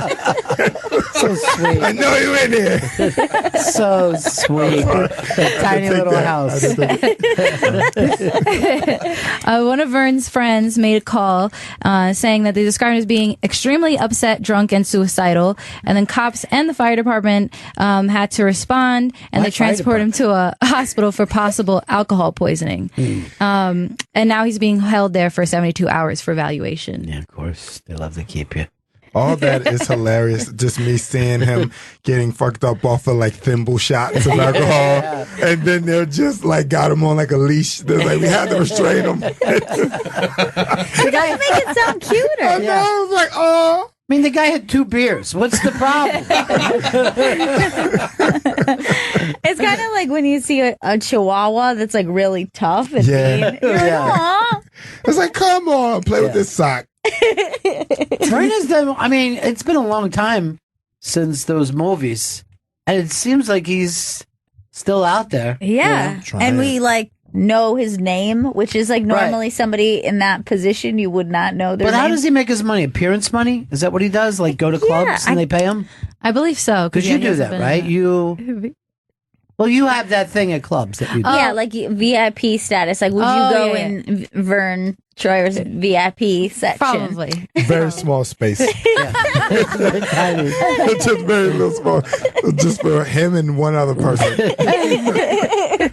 He actually, when he goes to a club, he sits on the table. It's so fucking cute. But Jen gets to, they take care of all your expenses, and then you hang out with VIPs. Yes. Well, promoters, you know. Do you ever date any of the guys? No, never. You would never dated. think of it. No, because it's kind of like they don't really approach me in that way. It's more like, you know, you're just here for the bottles, the table service, and then you leave. I don't understand that. Do you drink? Yeah, I do. I do drink. Yeah. And the last time was NBA players? I think the last time was like soccer players when I went out. Really? Yeah. But I don't know who they. They're in shape. Yeah, they are. I think of all the sports, like soccer players' bodies. Best? I like sumo wrestlers. I think to me, those guys. I mean, they always have a lot of food. They're fun. Yeah. They're fun guys. Those big rice bowls. Yeah, you're wearing a diaper, no shirt. I mean, right away, you ever think one of them be like, I'm going to wear my shirt for this. I don't want to go out there. Everyone's going to be looking. Everyone's going to be looking. What's the biggest star that you ever VIP'd for? You ever VIP'd on? Well, it was when I think my birthday weekend when I went out and I went to the 40/40 Club, and it was James Harden. Nice. And what's the Fear to be here. For his name? Yeah. Chris something. I remember Stanley? Chris Paul? No, Chris Paul. Yeah. Really? It was Chris Paul? Yeah. He's pretty big. And he's like, Chris, I'm not sure what he does. I think he was a badminton player. I'm not sure. That hurts. Chris Paul's bigger than James Harden. Really? Yeah. I feel like I hear James. Maybe because of the Kardashians, I hear James' name more than Chris. Well, wait, what's he doing with the Kardashians? He dated Khloe. I didn't even know that. Yeah. That's like getting passed at a club, I guess. Yeah, it is. Yeah. That's the seller. That's the seller of celebrities. Wow, I didn't know. Did you know this, Chris? No idea. Yeah. I know his name, so maybe that's why I know his name too. Well, you know, his name is on ESPN every night, and he is very unique looking, you know. And he also never looks fast, and you see him blowing by people. I don't even understand his style of play. is what I'm saying. Yeah. He doesn't look fluid like an athlete. Yeah, it looks very slow and Yeah. sluggish, but he's just crushing. efficient. Yeah. He's crushing. All right, Dish. Come on, bitch. Let's make this happen. Dish. Are you connecting with this gossip today? Is this your kind of gossip? It is. Well, What's this the one, gossip story for you that's really in your head, though, Jen? Well, I mean, what are you thinking about? Well, I was really upset that Jenna and Channing Tatum broke up. I hear a lot of people Yeah. are upset about this. I don't know. They were a who perfect she couple, is. they said in the paper. But yeah. She is a lovely dancer. They met in dance school. I saw all this because people were reacting. She's Did they a do the beautiful movies woman. together? They did Step Up. Yeah, That's how I feel they like met, that's why, anytime that someone was like romantically involved or co-stars Yeah. and then they get together for someone, I think it hits the public harder. Yeah. Well, here's the thing, too. Do you ever notice when this happens, the woman's career always falls off? I know. But I don't remember her from anything. Well, yeah, she was just in Step Up, and then she did like a TV series. Seems like he's become a name. He could have helped her out a Yeah, little. he's selfish. That's why they probably broke up. Yeah. Well, they said he was never home, right? He's fucking hanging around with. Yeah, they said that he was flirty. That might be the reason why. You Then can't flirt in a relationship? No. Some women do not enjoy this. Yeah, but look at how much Like, they not love flirt. each other there. Unless that's Step Up. Yeah. Their Step Up chemistry looked great. I don't remember what she was in. I don't even remember her face. She's pretty though. Yeah. She is pretty. She's gorgeous. They did So they did lip sync battle together, and she did his movie dance for Channing. Oh, I remember that because people were very excited about it. Yeah. That's the What only was reason his people. Magic Mike dance? Yeah. to Pony. And so she did it kind of like dressed as him and did his same sexy dance. And for some reason, How people long were. ago was that? It was like last year. I And they think. breaking up already? Yeah. Maybe she's got a. Oh wow. That's Why not is he it, Chris. That's That's not not it. it. No. Well, That's him doing Beyonce. Yeah, that's the one. And people found this to be very sexy because she's like in his like Give us a little behind dude this. costume. I'm gonna agree. She's hot as fuck. Yeah. Is that Chrissy Teigen? Is she involved in she's that show? Yeah, she's the Oh, host. I Is this don't know. like a typical night at the Tatum household, or? Totally. We lap dance every night. Look at that. Right. I mean, that was a lie because they're breaking up. Yeah. That keeps couples together, I would think. I'm telling my lady, I don't get no damn lap dances. Now, Chrissy Teigen, what is her claim to fame? Model? Well, Sports plus Illustrated swimsuit model, and then she married John Legend. That's how Yeah. I know her. Yeah, And she's very funny on Jesus. Twitter. That's why I mostly know her. Is Oh, 'cause she's funny? She's very funny on Twitter. I don't follow anybody on Twitter. Does she have Follow writers? Chrissy. Because when a regular person is funny, I'm like, you got like a group of people telling you what to possible. say. I had the writing staff for Chrissy Teigen's Twitter. That seems like it would be a great gig, though. Look, everybody's gathering at that fucking motel where Martin Luther King was killed. Oh, yeah. You can go down there and they preserve the room. Yeah, they, Really? Yeah. Yeah.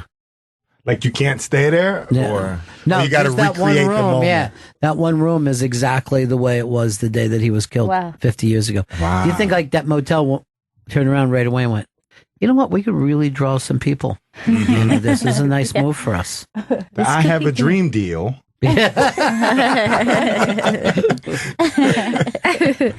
It was always weird that Jesse Jackson was there that day. You know what I Yeah. mean, Jesse Jackson was the guy like holding on to him. I know. There's like, I That was weird even. connection to history. Yeah. You know? Very strange. Like seeing him up on the balcony in the very same spot. It's Yeah. very weird. Isn't he the one pointing? Is that Jesse pointing? Like I think, think he came so. from over there. I think that's like the picture. I know he's in that picture, but I'm pretty sure that's him. James Earl Ray was the guy. I had him on the phone once in fucking. I'll never forget this phone call because he was looking for a kidney or something. He needed a kidney. And this is when I was fairly new into radio. So I'm talking to him and I brought up, I don't know what it was about Martin Luther King. And he goes like this. He goes, dude, everybody in this prison knows I didn't kill Martin Luther King. And I go, what are you talking about? He goes, look, I'm in a jail right now with nothing but black guys. Why hasn't somebody come over and put a shank in me? Because every guy in this jail knows I was set up. I never fucking forget that call. Wow. I'm like, yeah, you would think the guy who killed Martin Luther King would not be able to wander around a fucking prison. And he's like, no, I'm fine here. Did he have a theory, or he just put it out like that? Like, no, he just said everyone here already knows it. I'm set up. I'm Patsy. Yeah. And he wasn't upset when he said it. He goes, how come I'm in general population in a prison that is 99% black? And I never forget that fucking call. Yeah, that is kind of peculiar. Yeah. Wow. Isn't that weird when you think about it? You think one guy would just make a fucking hero out of himself. 100%. You know? But they're just like, this guy's okay. Yeah. Screw it. Like, he's like the rest of us. He's fucked over. Yeah. Dish it! So there's some Kardashian news. Kris Jenner is now the manager for Kanye and Travis' careers.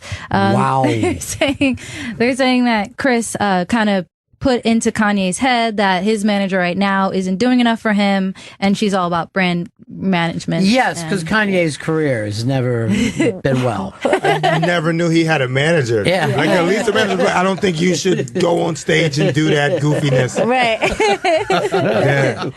I thought that was just all him. Yeah. Somebody had to say to him, I don't know about the Star Wars clothes that you've been making. You know what I mean?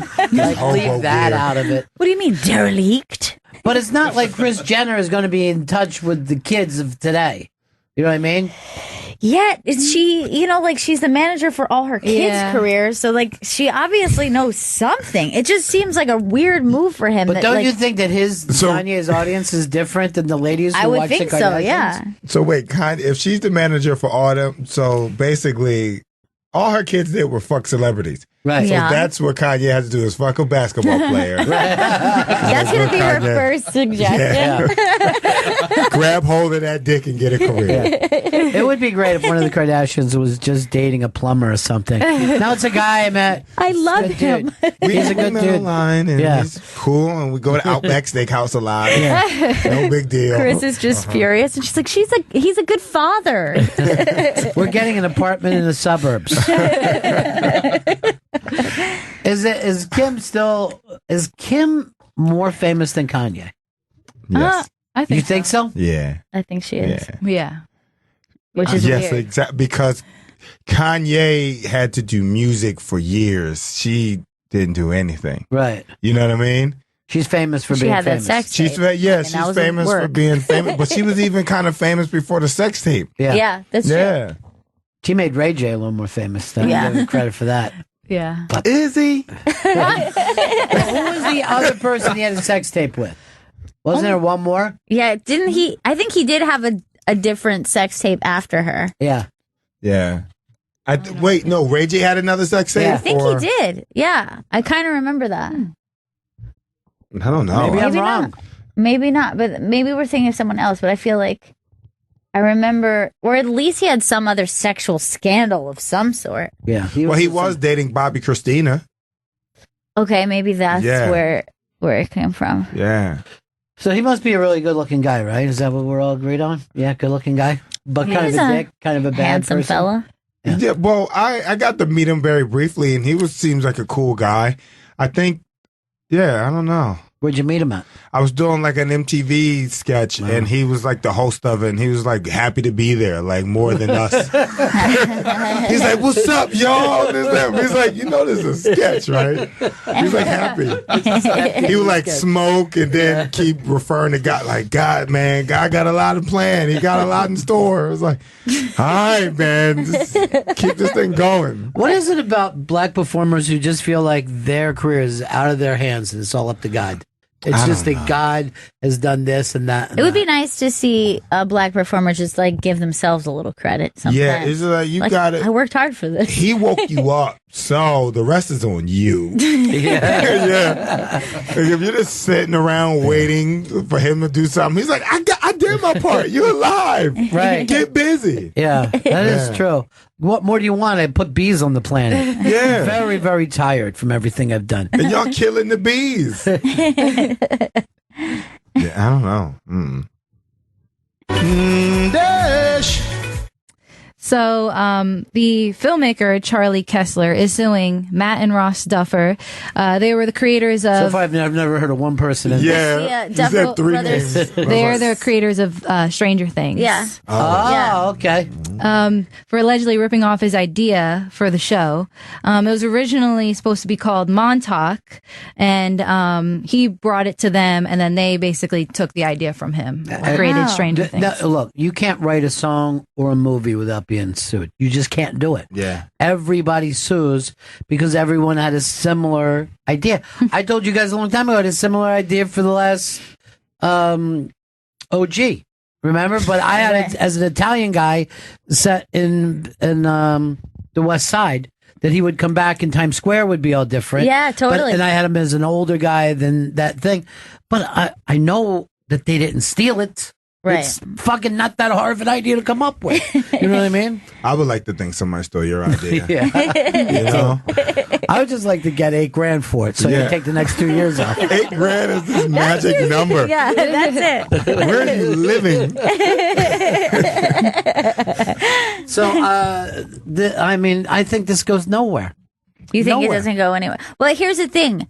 If it's something like what was it, a short? Is that what you said? It was like a short. Yeah, it was a short film called Montauk. So if they presented it to them as a pitch to work together, does they have a better case? Because then you can say, hey, this isn't parallel thinking because you actually saw my film. You have to prove that they did see it. Yeah. And they did do it. That's the thing. Yeah. Well, now they're saying that one of some evidence is that when they did the casting call for Winona Ryder's her character, they put up they you know when they do the casting call and it's like they put the said that description Montauk, up. yeah, they put it as Montauk, not Stranger Things. But here's the thing. Montauk, everybody knows that thing about that place out there, right? Yeah. And that's where they found the so-called Montauk Monster. And it's been in the Hamptons and Long Island has been a long thing of they do weird shit out there. Yeah. They do weird shit. Plum Island. That's like the weird island. Right. I didn't even watch second season of Stranger Things. I did, yeah. You think it was good or bad? Look, you're not going to get the I think shock and excitement of the first season. Like coming across that, I just like binge watched it and I was pretty shocked because I thought it was so unique the way it kind of dealt with nostalgia. Mm-hmm. The second time, you're not going to be as shocked. There's certainly some good moments. Those kids are really great performers. There's a really lousy episode stuck in the middle of it that was just kind of silly and a waste of time. That's the only one I liked. And very comic booky. Which one are you talking about? There's a Pollywog one? I think the episode where they go and she meets other kids who are like her. That was stupid. It was really dumb, and it felt like a superhero TV show, like a bad WB show or something. Yeah, like I think and it didn't. CW. Yeah, that's what I mean. Yeah, a CW show, and it just didn't fit with the rest of the tone of it. It was weird. Netflix just gave somebody who ran a bunch of shows like that like $300 million or something. Really? Look it up, Chris. It's in the news today. Just put Netflix overpaying. They throw a lot of money around. They're throwing a lot of money around. It's a drug laundering business or something. They got way too many shows on. Yeah. That's like no quality control. Yeah, I agree. Yeah. They're helping a lot of people do the worst work of their life. What has Ryan Murphy done? All right, he's done American Horror Story, 911, and Feud. And they give him $300 million. He did Glee, Nip Tuck, all those. He's like a big TV producer. I'm so glad you're here, Vito. Yeah. I've only watched American Horror Story, and that was great.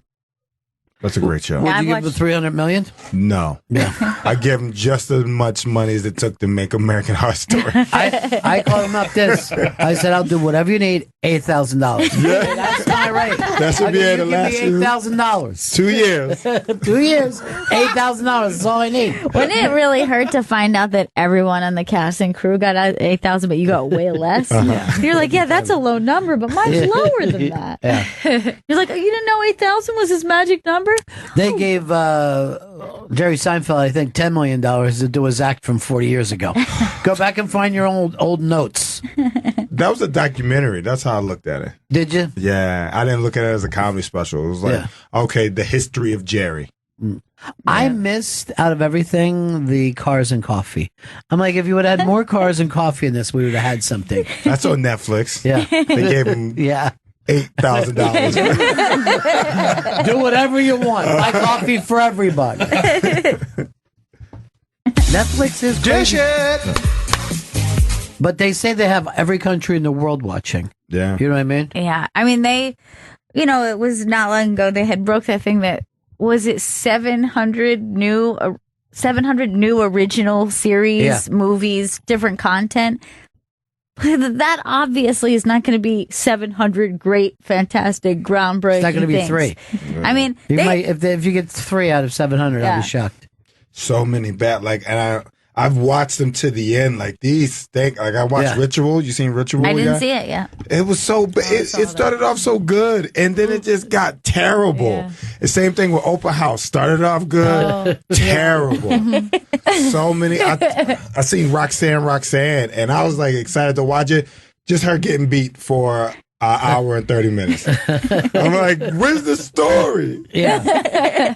Yeah, you don't have to. There's no boss there. Yeah. There's no one to come in and say, hey, you got to make this more entertaining. Yeah. They're just like, Adam Sandler, we love you. Get your friends, go to Hawaii, do whatever you want to do. A do-over. Yeah. Dish it! So this is the last dish. No, I like the dish. Poor dish. I'm still hungry. Can we do like people in your life gossip? Yes. Oh, I'd love to know about her life. There's so much in my life to gossip about. Oh, stop it. There's got to be something. What are you keeping from us, Jen? I mean, you already know about my sister. You guys are still fighting? Yeah. Well, she moved out now. Where is she? She's living with my dad temporarily until she moves in with her new boyfriend. But you said the Irishman? Monkey bar. Yeah. The Irishman. Is that it? Yeah, pretty much. Was he an Irish guy? Well, he's from Australia. Okay, you told us Irish the first time. That was a different guy. Now it's a new guy. She's moved on. Oh, Yeah. always weird. white foreigner. Yeah. Different shades of white. We should call it. Give book 40 Shades of White. is any pictures of him on her Instagram? No, She doesn't put up She's the not putting boyfriend any pictures. pictures of him. I'm dying to see what he looks like. I know. Me too. I want to. Oh, you don't haven't see seen him I him either? haven't seen him either. We just heard of him. Yeah. You can get, there's two, when you think Australian, you think of the Thor Australian, Yeah. and then you think of the very ugly mutant one. Right. I'm hoping it's a Thor one, Yeah. and not the hills have eyes type. Just, hey, mate. Ugh. She goes through boyfriends fast, though, huh? Yeah. She does. Yeah. This one lives in the city, so she'll be moving soon. Take her to VIP so she can meet Chris, whatever his name is. Yeah. That's true. At least, yeah. Well, this guy seems to be okay. He's an accountant. Ugh. That's the worst kind of work you That's can Yeah. possibly An have. Australian accountant? Yeah, I don't like the idea of that. Sounds like a shooter. Sounds like an active shooter. She's dating an active shooter now. Yeah. Right now? Yeah. He No, plays this didgeridoo before sex. what part of town does she live in? West side, West, Upper West? Upper West. Yeah. Okay. Yeah, I don't like him. He's Yeah. not good for her. Upper West.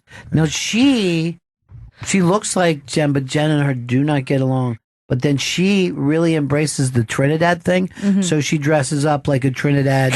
What is it? Dancer? Like, They call it playing mass. I don't. Yeah, they don't really call it. I guess Trinidad like carnival. yeah, it's like Yeah, carnival. It looks like Yeah. carnival. So she dresses like Rihanna. Pretty much. Yeah, there's a Rihanna thing. Yeah. Yeah. You love Rihanna, right? Love. And that's because she's an island girl? Yep. Yeah. Yep. Love Rihanna. Could you imagine that her and her sister don't get along at all, though? I And they know. look like almost Because like I've hung twins. out with the two of them together and we had so much fun. That was a different Jessica. Now Why? she's What's changed? Right now she's just more wild. You know, she How just old wants is she? to. She's 22. Yeah, that's the time to be wild, though. Yeah. The wild. That's all right. She young can be a chick- shitty person at 22. Yeah, let her get a little wild. Yeah. Well, wait for her to calm down when she gets older. Were you wild at 22? No, not as bad as her. Like I still. was What's the straight. wildest thing that she does? Well, when she went to Trinidad with my mom Yeah. and stay with my dad's side of the family, she like down there they don't have Uber. And if you do, well, they do have Uber, but if you take an Uber, it's like against the government or something like that. Jesus Christ, you gotta be It's like careful in them somewhere I didn't even know. places. Yeah, so Yeah. she got this random guy to drive her around different parties, carnival parties, and like she told my mom she was going to be home at a certain time. Never heard from her. My mom thought her body was like laying in some rivers. It was Yeah. like scary. Sure. Yeah, that's crazy. Now, do you ever like, because you've been down there, right? If Yeah. you're dating a guy from Trinidad, you call him your Trinidaddy? Because I would think that would be big. That's cute. Yeah. The Trinidaddy. Down there they just call them like Trinidadian. Ah, Yeah. I think they're missing out on the sexual context Yeah. that they need. You would never ask her to come in here and talk with us, huh? No, I would love for her to come by and hear all the an details. intervention. Like a people's court kind of Yeah, people's situation. court. But right away, Jay goes, intervention, right? Like, try to get her. Just you yelling at her, get your shit together. So you're, she's moving with somebody and your mom's never even met them. Yeah, pretty much. And your dad hasn't either? Nope, nobody's met him. Wow. I guess my dad's maybe talked to him on the phone, but Right. he's never met him before. I don't know who you are. That's how I picture your dad doing it. I don't know who you are or what you want, but I will let you know. Well, he has like I an have a accent. certain amount of, Have a certain set of skills. yeah. I can throw a flip flop from 50 yards. I feel like that's what Trinidadians are good at. Yeah, just throwing a flip flop. Just going up a coconut tree incredibly fast. Like when you were little, your dad just taking a machete to a coconut. All of a sudden, you're drinking in 2 seconds. That sounds delicious. I'll tell you, if I was down there and like if I was washed up on a beach and it was coconuts, I probably would die of thirst because it takes forever Yeah. to get that shit It's out. very, it's a skill. Like even when you get to the fucking hard coconut part, that takes forever to get to that. I know. There's all those things around it. I know. Yeah. And then even when you crack it, like you can't crack it all the way through because it'll just fall. Yeah, All your juice will fall yeah, out. it's terrible. What is it, Chris? Monroe Martin's in You studio. made that weird noise. Yeah. You can follow him on Twitter and Instagram at Monroe Martin III and MonroeMartinComedy.com. Such a funny man. All right, you're going to do the last story for us, right, Jen? Yes, I am. This isn't about your own family. So Pamela Anderson, Oh, boy. she's saying Here we that go. Playboy saved her life after she was sexually abused when she was younger. So she's What, that got a laugh? Sexually abused? Just Playboy saved her life after being sexually And then we just abused. both looked at each other like, what? Yeah. The dark one. Weinstein saved my life after I left the sex cult. Now, you know, the first time I saw her, she was on the Tim Allen show, right? And I was like, who is this most stunning fucking person? Yeah. She was the Tool Time girl, the first Yeah, Tool Time she was girl. original, and then eventually there was like some brunette Tool Time. Yeah, I think. because she went on to Baywatch. yeah. I only remember Heidi from Tool Time, Yeah. and that's the red. The What do you redhead. do? Oh yeah, Yeah. yeah, Looking that's for what it this? was. She was the first Tool Time girl, and then she went to Baywatch. I think she even tried to do them both for a while. But then when she did go to Baywatch, yeah. Yeah, wow. I don't remember her. I just remember Heidi. Stunning. Yeah. And then by the time she went to Baywatch, she became like the biggest it girl that we had. That was like So, overnight. I was hoping that Tim Allen was the one who sexually abused her. Just- But that happened. He's barking at me. By the way, that show was 10 times bigger than fucking Seinfeld at the time. So weird. And no one watches that in reruns now. I feel like it's an embarrassment. Seinfeld was almost canceled the whole time, and it went up against the show. And Tim Allen was like number one, and fucking Seinfeld was like 84. Yeah. Home Improvement was a great show. You Big. said it was terrible? You thought it was bad? I think it's pretty bad, especially in retrospect. Oh. It was pretty goofy. What was his name on there? Tim Allen's name was what? Was it Tim Toolman Taylor? Tim Taylor. Tim the Toolman Al Taylor. Borland. Yeah. Oh, I don't know about that, Tim. And then he lived next to Wilson. Yeah. Wilson, and we never saw his mouth. But he was the dude from the Monsters. Yeah. Yeah. Oh, he was? Yeah. I he didn't was the realize dad. that. He was, I didn't invite you in this time, wasn't he? Mm-hmm. Wow, I did not Yeah. realize that was him. Yeah, he that was Lost whole Boys. time. Yeah. I didn't invite you this time, Max. And I know you're the guy giving Tim Allen advice all the time, too. And then Jonathan Taylor Thomas became like the biggest kid star. JTT? And then he walked away from Yeah. it all. Yeah. He did not like the fame. Do you ever wonder, like, how those other two boys felt? Like, he was, like, the heartthrob, and, like, nobody gave a shit about those other two boys. Those two boys were so lucky to make money because they grew up to be hideous. Yeah, I'm thinking that too. Like, you see him now, you're like, yeah. JTT you got was the like best. adorable. Yeah. And they're just standing over. We better call Dad. You're like, oh, you grew too fast. I know. The little one, I remember, got, like, taller and ganglier than, like, the rest of them. He looked like a school shooter. Yeah, he did. Yeah. Yeah. It was just all buck teeth and elbows. And you're just like, Unlike that little dreamboat JTT. JTT was killing again. you know who else was adorable and you never see her? The mom. The mom was cute as shit. She was cute. Yeah. I don't, it's like, did she ever do anything No, again? nothing again. Let me see. I swore she kept working. Let's find out what else she did. You're slow with this, Chris, today. Yeah, man. Curl your fingers home. Yeah. You're going to say today. That's her now. She's 67? Patricia Castle? Yeah. I swore she was still working. I don't think I've seen her since. IMDb is what you're looking Yeah. for, Chris. Let's see. Jill let's Taylor. see. Snow Bride. I've never heard of any of these movies. Smart Cookies. They were straight to DVD, Look, but there's they a lot probably of- have been Netflix movies. A lot They of were- TV movies, it looks like. They were straight to DVD after DVDs became a big thing.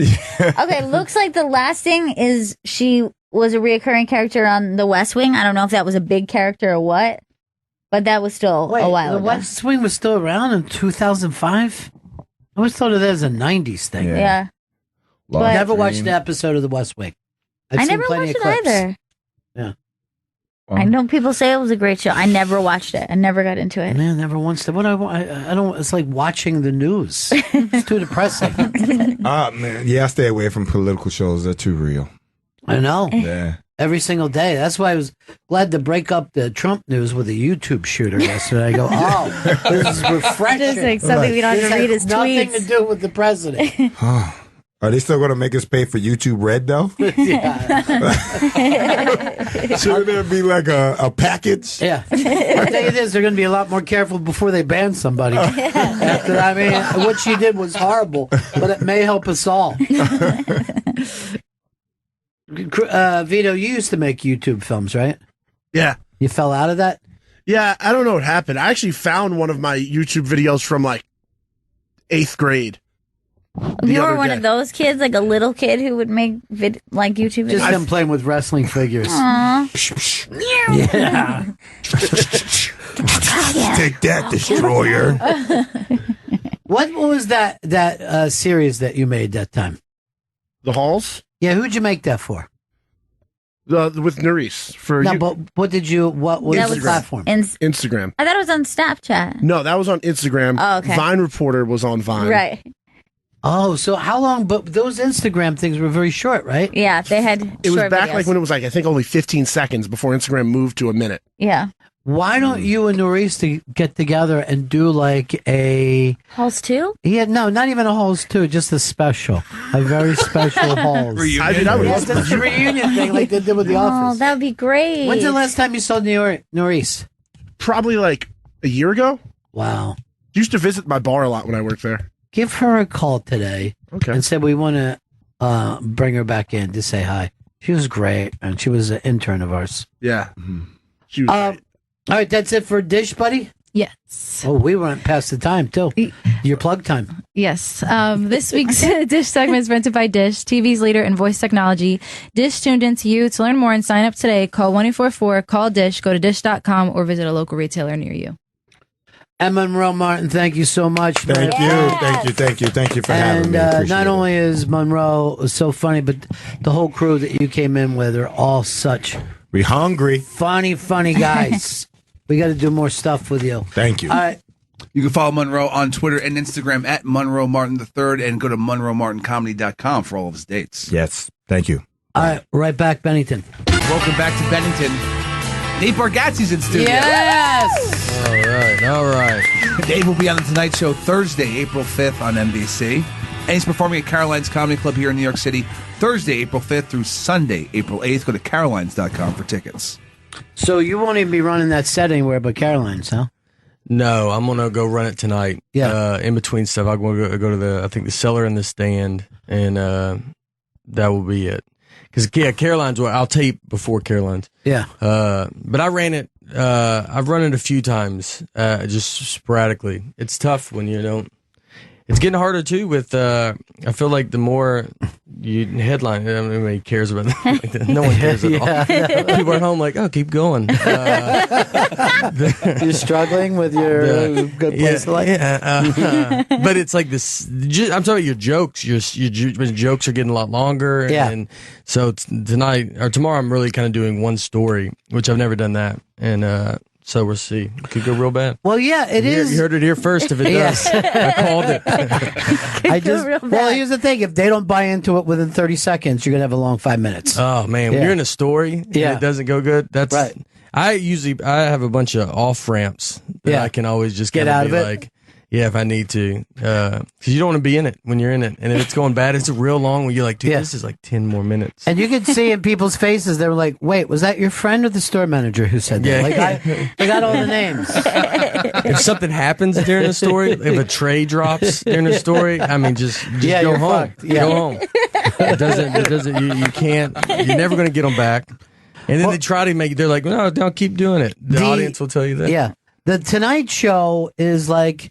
Normally it's peppering with quick jokes like the monologue, you know what I mean? That's we expect. So you'll see a lot of guys who their Tonight Show set is different from anything else that they do. It's a different persona almost because it's its own animal. It's its own thing to do. But I notice a lot of times that when people are running Tonight Show sets, they don't do as well in the clubs as they do on the Tonight Show. You know what I mean? You'll see them running through the clubs and you're like, oh, that's getting some laughs. But then to the Tonight Show, people are like, fuck yes. They're just in a different... Yes. You can time it out. Yeah. It can time out different. Yes. You can be like under 5 minutes, which you're supposed to be, and then if the crowd's too good on Tonight Show, you're now over 5 minutes. Right. And that can mess up a lot, you know. Because you're used to like, this is the most laughs this has ever gotten. You're not used to extended applause breaks. Yeah. I think it's weird when you run it. I always tell the crowd that I'm doing the Tonight Show. So they know what's happening. Because if you just go up and get right into it and do a 5-minute set, your energy's different. You're you got like you're up there for a reason instead of like just doing your act. So I feel sometimes it just doesn't come off good. And I think it's good for them to know what's happening. I think an audience likes to know it. And then it also just eases everybody. They're like, oh, all right, this guy's... Right, this guy's doing something. And then people will actually get excited, too, because sometimes I'll be at the stand and bring somebody by. I'll go, he's doing this on the Tonight Show, and you get to see it tonight. And suddenly they feel like, oh, it's like a bonus for us. Yeah. And I'm helping. Like then maybe they get the same idea. Like, I want to be a good audience like they're going to be. Yeah. But then you also want to call your friend Carl and go, watch this tonight. I saw it last night. You're like it. Yeah. I followed Louis C.K. One time. He was running his SNL monologue. Wow. And he went on first, and I had to follow him to run a Tonight Show set. It ended up being all right. His monologues always went longer than everybody else's Oh monologues. yeah. There was like always a big chunk of time. That's when at I the top. knew he was going to end up having trouble in the Me Too movement. That's right. I go, that monologue, It's too long. it's dominating. He's only thinking about him. Yes. Thinks about everybody. Yeah, it's- Even when they agree. Even when they agree, you could still be wrong. You never know. Yeah. That's the thing. That was the start of it. Yeah, that was the very beginning. You said you were going to go over and do Artie and Anthony today, and you asked me off the air how Artie was doing. I'm like, you just, you know what I mean? Like, we're all hopeful all the time. Yeah. Everybody, I never know anybody. Everybody wants him to do well. You know, He's I don't know him super well, but I've known him a little bit in the past couple years. But yeah, I mean, he's just one of the funniest dudes too. Like the Unbelievable. stories, him telling stories is like it's ridiculous. Like just he remembers stuff. You know, Artie and Big J, are like the same way, and I've been friends with Jay forever. But they can tell stories of just anything. I don't know. It's so relaxed. They remember weird details, right? That you were like, I don't know how you remember that. Actually, I saw Big J on stage tell a story that you were in about a drunken night when you guys took the car back to the old neighborhood and were parking on It was the after a tail night. Yeah. Oh, was that right? Yeah. Oh, yeah. The Attell's Christmas nights. Yeah. It was he does Caroline's. Yeah. And it was one of those. Yeah. And we go, and then we went and drove back. Shouldn't have drove. Drinking and driving's bad, guys. Yeah, you gotta say Kids that. don't drink and drive. Yeah. Although, but you got to get that's home. fun. Yeah. But you got to get home, and if you don't want your wife to find out, then you got to drive. So she's like, "Where's the car? yeah. Oh, I left it. What car? Yeah. I didn't even want that car anymore. I left it somewhere. I don't know. It's like you left behind gloves. You can leave behind gloves, but not a car. You hope to get enough money one day to leave behind a car. I just watched Breaking Bad where he burned his car. Elvis used to just chuck his keys to people all the time. You like that car? Here you go. Chuck it over. Is that true? Elvis used to. I was going to believe it anyway. No, Elvis would give away cars all the time. All the time to people. You just hand them the key. I don't know. classic gift. Do I get paperwork for the? I know. How do we prove The paperwork behind all this has got to be. Yeah. Yeah, that's what's got to be a nightmare. You get Elvis just gave me a car, and then you're rushed off to a 5-hour office where you got to sit there and tell them how much money you make. And you're like, well, not enough for this. You're probably going to get audited. I don't know how that works, but now you're going to owe us $14,000 for the taxes. But it was a present from Elvis. I met a guy in Birmingham. There's a club there, Stardom, and he works there. And his name is Kramer, or first name is Kramer, and he was like a Kramer, which is pretty wild. But he won a car on Price is Right, and it was so expensive. Yeah, it's very, very expensive. So it was a whole thing for like he would have rather just take the money, but they were like no, and he won a trip because he won the the big thing at the end, and he's like the trip was, they go to like. I don't know. Bowie, is that a place? Bowie? Yeah, it is. Is it Bowie? It's a place. Man, yeah. I thought I made that up. And it's like just a nightmare flight. You're in like coach. Not saying you don't care, but you're just in the back where you're like jammed together, and then you're kind of like looking at other people. We won this. Yeah, right. Yeah. There is a finite amount of time that you can be in a plane before you start turning batshit. Yeah. I believe anything over 5 hours is too much. What's here to LA? 5 hours. 5 hours 6 minus hours, 4 then. Oh, it's the last hour. It's the last hour on my way to the West Coast, and I'm always like, "What the fuck? Yeah. I can't fucking do this anymore." What's going on? Yeah, like I don't like this.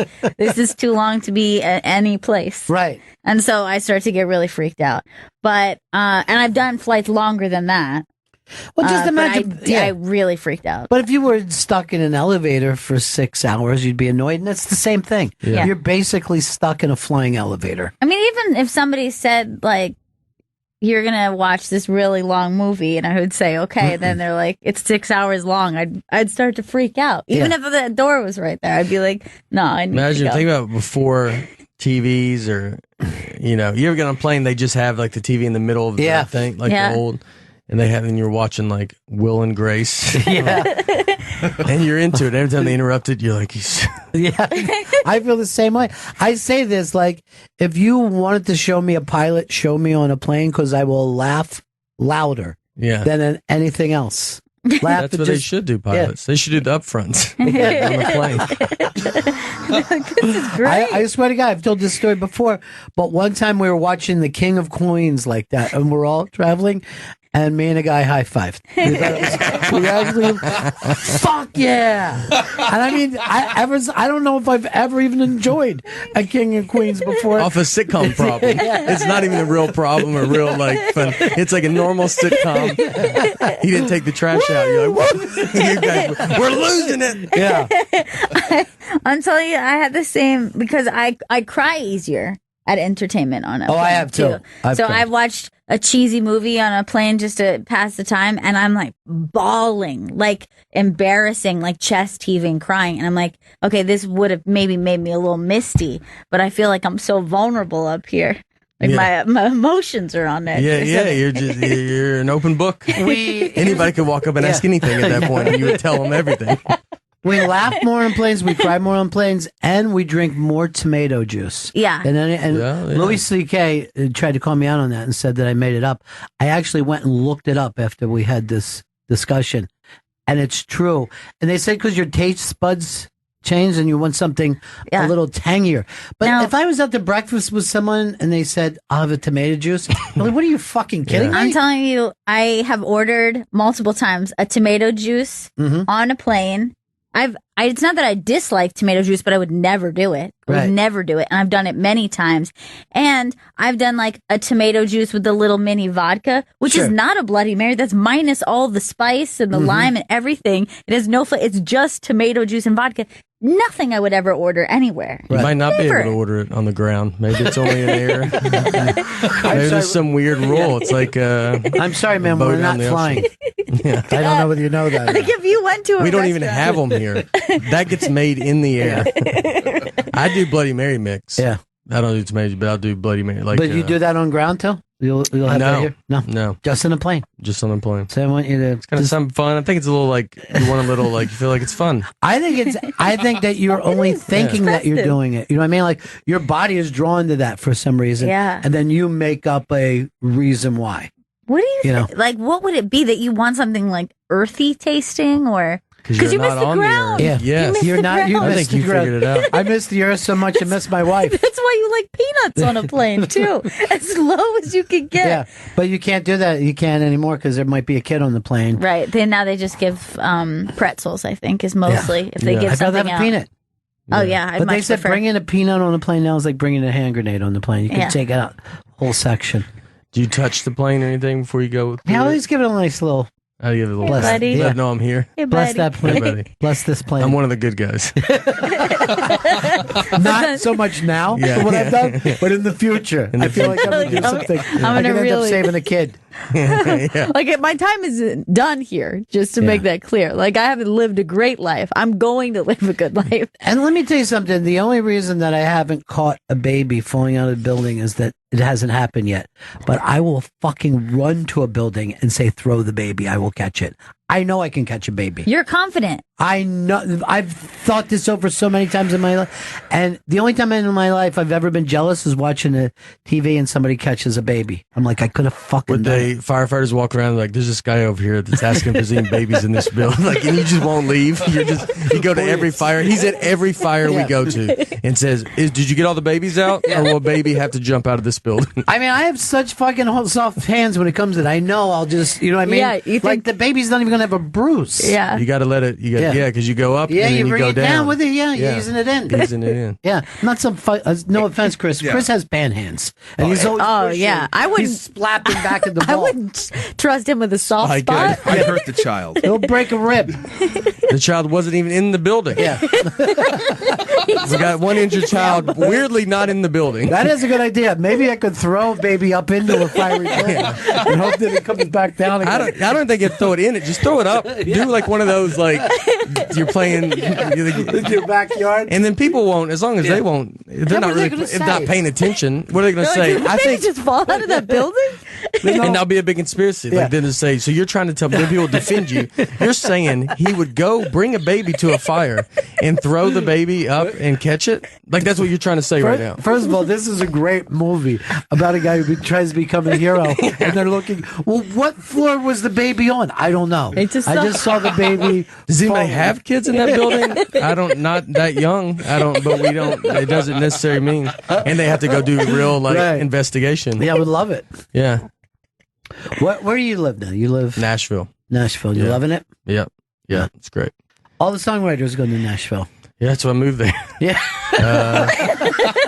I want to be around them. Everything Inspire. that used to be in Austin and LA is now in Nashville. Nashville's getting crazy, and there's so many people moving there. When I do shows in Nashville, I'll ask who's from there, and it's at like Zany's. It'll be 300 people. Nobody. Yeah, I mean nobody. And if they are, I know them, like they're like a buddy or something. So that was like when you can tell like how crazy it's when you go to a place and no one's from there. Then it's but that's starting to be like Phoenix is that way and Dallas is that way now. You know what I mean? Like people move from one. It's going to get spread out. Yeah, people realize you don't have to live. New York is getting so expensive. Yeah. So they're going to eventually just push enough people, but the people just don't want to pay or something. LA's out there in LA. They can be nut jobs out there. The weather's perfect, but besides that, and then so now you can live kind of anywhere. You can and so many jobs now you can do from wherever. Yeah. You don't have to be specific. A lot of jobs you don't even have to be at work. Most of the people here, like once you get out to the studios, you're like, well, they don't need to be here. They're just slapping on a fucking computer for 8 hours. Yeah. Do it at your house. Go home. So we don't have this rent hanging over us here. All work from home. Yeah. Then the thing too is that if you move away, you get to raise your kids with an accent, which I'm more of a fan of. She has one. My daughter has one. What is she? I mean, I can't. I'll think of it. I'll think of it at the very end. But she does. She has a pretty big Southern accent just from being. Cause she was born there, but then we lived here she was here for a couple months, LA for a couple years, and then that was about it. And now she's in Nashville. Did you see this kid who has maybe the best accent ever? I think he's giving his dad directions, but he has the most perfect I love a little kid with an accent. Southern accent. That's my daughter. I went down there last week, and everything is teared down. I need to put a new door in it. At Bear Creek? Bear Creek, yeah. You know how to get there? Well, yeah, you turn on the west and go right straight to Bear Creek, and you get on the 6 Mile road, and then you turn back on the 1 mile, Bear Creek Road, turn on 6 Mile, and go back on where he's at. And then you go on 1 mile. What's happening? Yeah, go on 1 mile, and then you go on this mile to 1 mile. And you jump back on another mile, and you go back on this mile, and you go back on that mile. Then you go Bear Creek Mile, you go on the bridge mile, and you turn on another bridge. I love this kid. Another Bear Creek.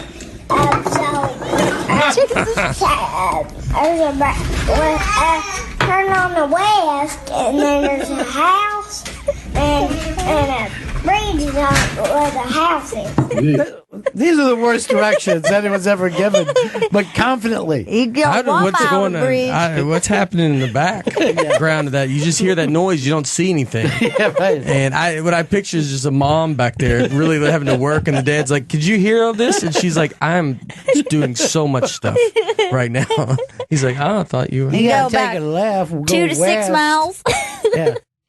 We say oil. We say oil. Like oil. Yeah.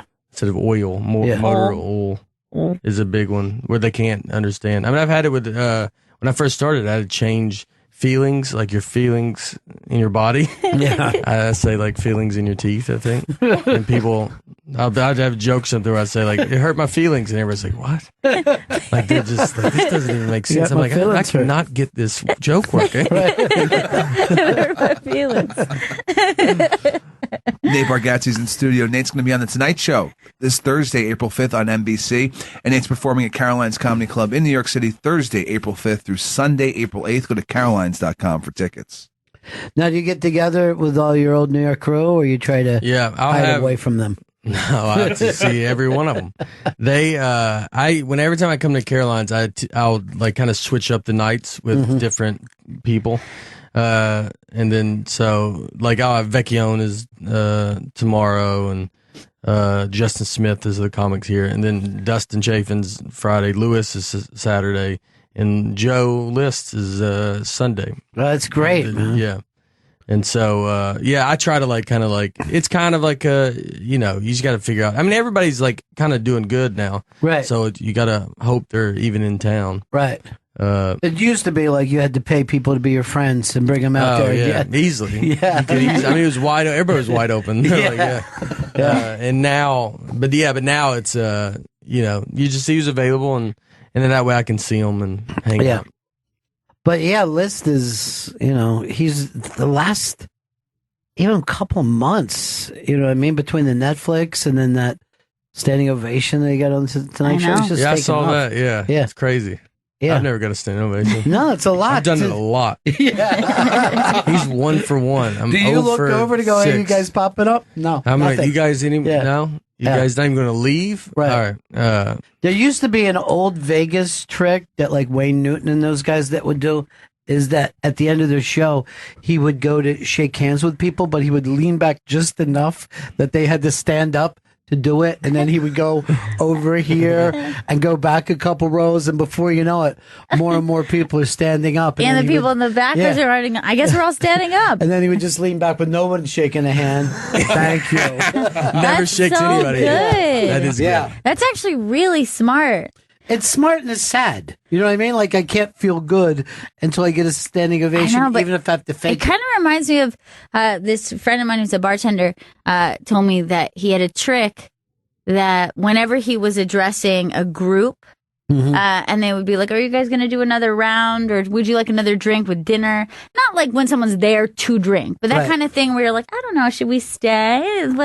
And he said that if you say to someone, what do you guys think about another round? And as they're deliberating, if you just go really slowly, like, and it's only because they're looking for other people's approval that they're not thinking that they're looking at the bartender. Like you make their head shake. And and then they start to shake yes back, and then another person sees them shaking yes, like, yeah, of course, if you want to, and then they're like, yeah, let's do it. But he says you can actually start the One nodding. guy stops it and goes, no. I saw this in Wayne Newton. Wayne Newton did this to me in 1975. He's doing the same thing. All right, he's making us do it.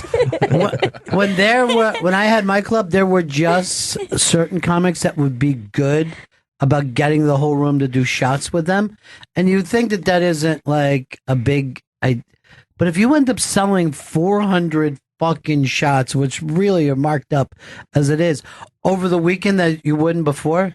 You're like, yeah, let's bring that hack back. Things are getting rough. Let's bring him back every 2 months. Your level of what you think is good comedy really changes. Yeah, if you forget about an art form, you're like, let's bring back the guy with a guitar that sings the racist songs, but he gets everybody. Yeah. And I literally just described a real guy. There was nothing, like, this was literally his thing. And we had him like, I don't know, every 2-3 months. We get an extra 400 or 500 shots out of the weekend. Would he have a different act? No. He would get the fucking crowd to sing along. Was it at least mild racism, or? Well, I know there was a sing-along show that I, your mother goes down on Egyptians. And I would just be going like this. Get everybody to do a shot. Get them drinking. And it's not a fun Egyptians. He's making fun of groups that you're like, I didn't know people really made fun of. Yeah. Now, here's the thing. Here's the downside. A comic hypnotist, right? Those are always fucking funny shows, but they've got 20 people on stage asleep every show that aren't drinking. So now you've got 80 people over the course of a weekend, 4 shows that didn't drink at all. Yeah. And the whole thing of, you don't have a dick, fucking hilarious. You know what I mean? Your fucking asshole's on fire and people are fucking fingering themselves. Great material. But I'm sorry, we got to have people drinking. I talked to my buddy about hypnotism. Yeah. Like whether he believes, like I don't really, I think I don't believe in, I don't think they're putting everybody to sleep, but he does. And he told me, he's like, I've had a lot of people have it done. I'm like, how do you have, I've never met a person that's had it done. And I'm a comedian that works with it. And just for him to be like, you have like 6 or 7 people I know haven't been on stage. And you're like, that's a lot of people to know. Dude, not only would I see people go out on stage, but some people in the audience would. They would fall because they're such fucking weak souls that they would just hear the influence. Yeah. And again, they're not drinking. I've seen people hypnotized. I've never been hypnotized. And I think maybe it's a false confidence I have. I just feel like I would be able to resist. I don't know why. It's up to you whether you do it or not. Yeah, but I'm just saying, like, I just don't think it would work. I just think my thoughts are too loud. But I'm not even saying, like... Here's the thing that you don't understand. You're hypnotized now. And there she goes. She's out now and awake.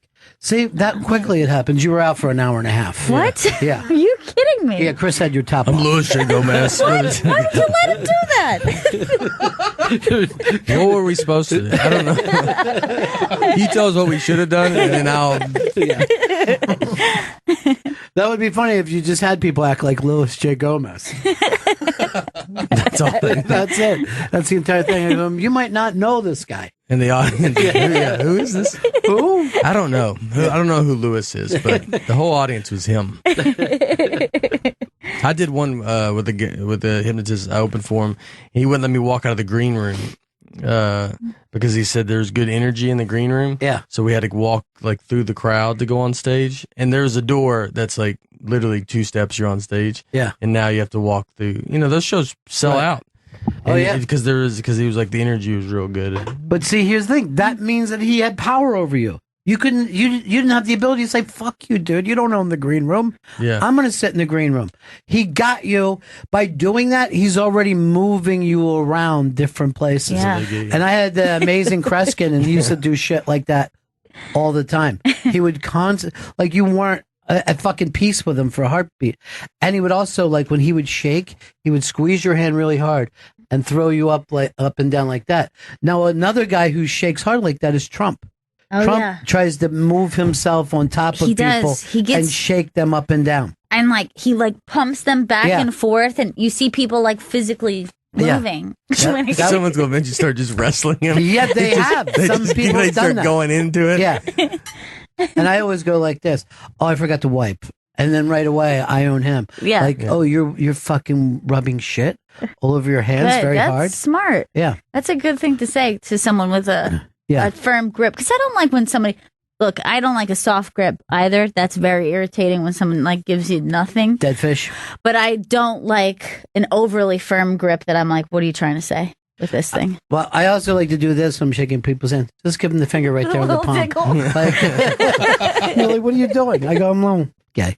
Anyway, here's the thing I want to do. I want to talk about the car that This was is my like, thing I'm into. But so many people, like, a lot of people that are in hypnosis are marketing people. A lot of times you don't realize when you're watching TV, you're in a weird trance about stuff. That's what I think. I think they're unbelievably good at that. Yeah. Like they know how to pull that's why when people on stage, they do take some of them off. Like they would take you off because they could feel like, oh, you're not going to be able to do that. Right. Like you're not going to do it. And some people will do it. And it's an interesting. A lot of people would say this. They would come after a show and they would do crazy shit. And I'd be like, what was that like? And then they'd be like this, I wasn't hypnotized. I was just playing along. And then I'm like, why would you? And he goes, well, I didn't want him to look bad. I go, why? You don't even know that fucking guy. So maybe it's even weirder is like, it's not like you wake up and you're like, what just happened? But it's just like, I wanted to do that. I was fucking around, yeah. I think that's what it is. They pull people that really deep down, and they have an excuse. I actually and think now they get to tell people, I don't even. What did I do? I don't know what I did. And then because it's, I think if it was obviously real legit, we would probably be using it for something other than comedy. Well, clubs. people do that. I think we might see in the back. You'd see the FBI be like, "Can we talk to the hypnotist?" Well, shrinks do it all the time for stuff for people that have had. I think Mark Norman even used it when he was younger because he had some anxiety and performance anxiety things. It really helped him. Yeah. And then, before that, Look he at used him to now. just talk like that. Yeah. He used to be a fun guy. Just a beautiful speaking voice. He got him trapped into this penguin thing. You should have seen him before he started that. Yeah. One of the best comics I've ever seen. Yeah. But at my club, a hypnotist got a guy, and this was maybe the best show I ever seen in my life. He got a guy to fuck a dog. And I'm like, this show is so good. The comedy in that. And everybody's got to sit there and go, I mean, he doesn't know what he's doing, so it's like you want to leave, but then you're like, but it's not really fair. We like, weren't allowed to leave. Yeah. When the hypnotist says tip big, everybody's making cash. Yeah. And you're in the back. Shot. There's a fucking shot for everybody. Yeah. Everyone's fucking doing shots. It's so fucking terrible. In the middle of. Don't forget shots. You bring a note up there. Someone passes a note to a comedian on stage in the middle of that debauchery. You don't have to read it out loud, but just hey guys, do they also real fast? He snaps at him real fast. I'm gonna make him stop. Can we get shots for? If we would love to do, let's all do a shot for this happening and back in it. Yeah. People just don't even know. He's gotta get two shots. I won't buy a bottle on your way home. How funny is Nate Bargatze, man? So He's funny. the fucking funniest. You deserve all the good things that are happening. Thanks, buddy. They'll be on The Tonight Show Thursday night, April 5th on NBC. Eddie's performing at Caroline's Comedy Club in New York City Thursday, April 5th through Sunday, April 8th. Go to carolines.com for tickets. Those are the good things. Yeah. And this afternoon, you're on the AA show for people. AA show, bonfire later. Bonfire later tonight. Yeah, It's a big day for you. It's a big day. Brother. Yeah. All right, that's it for us. See you all again in 1974. Ladies and gentlemen, the evening is over. We hope you all enjoyed yourselves, and we'll see you all again in 1974. Good evening!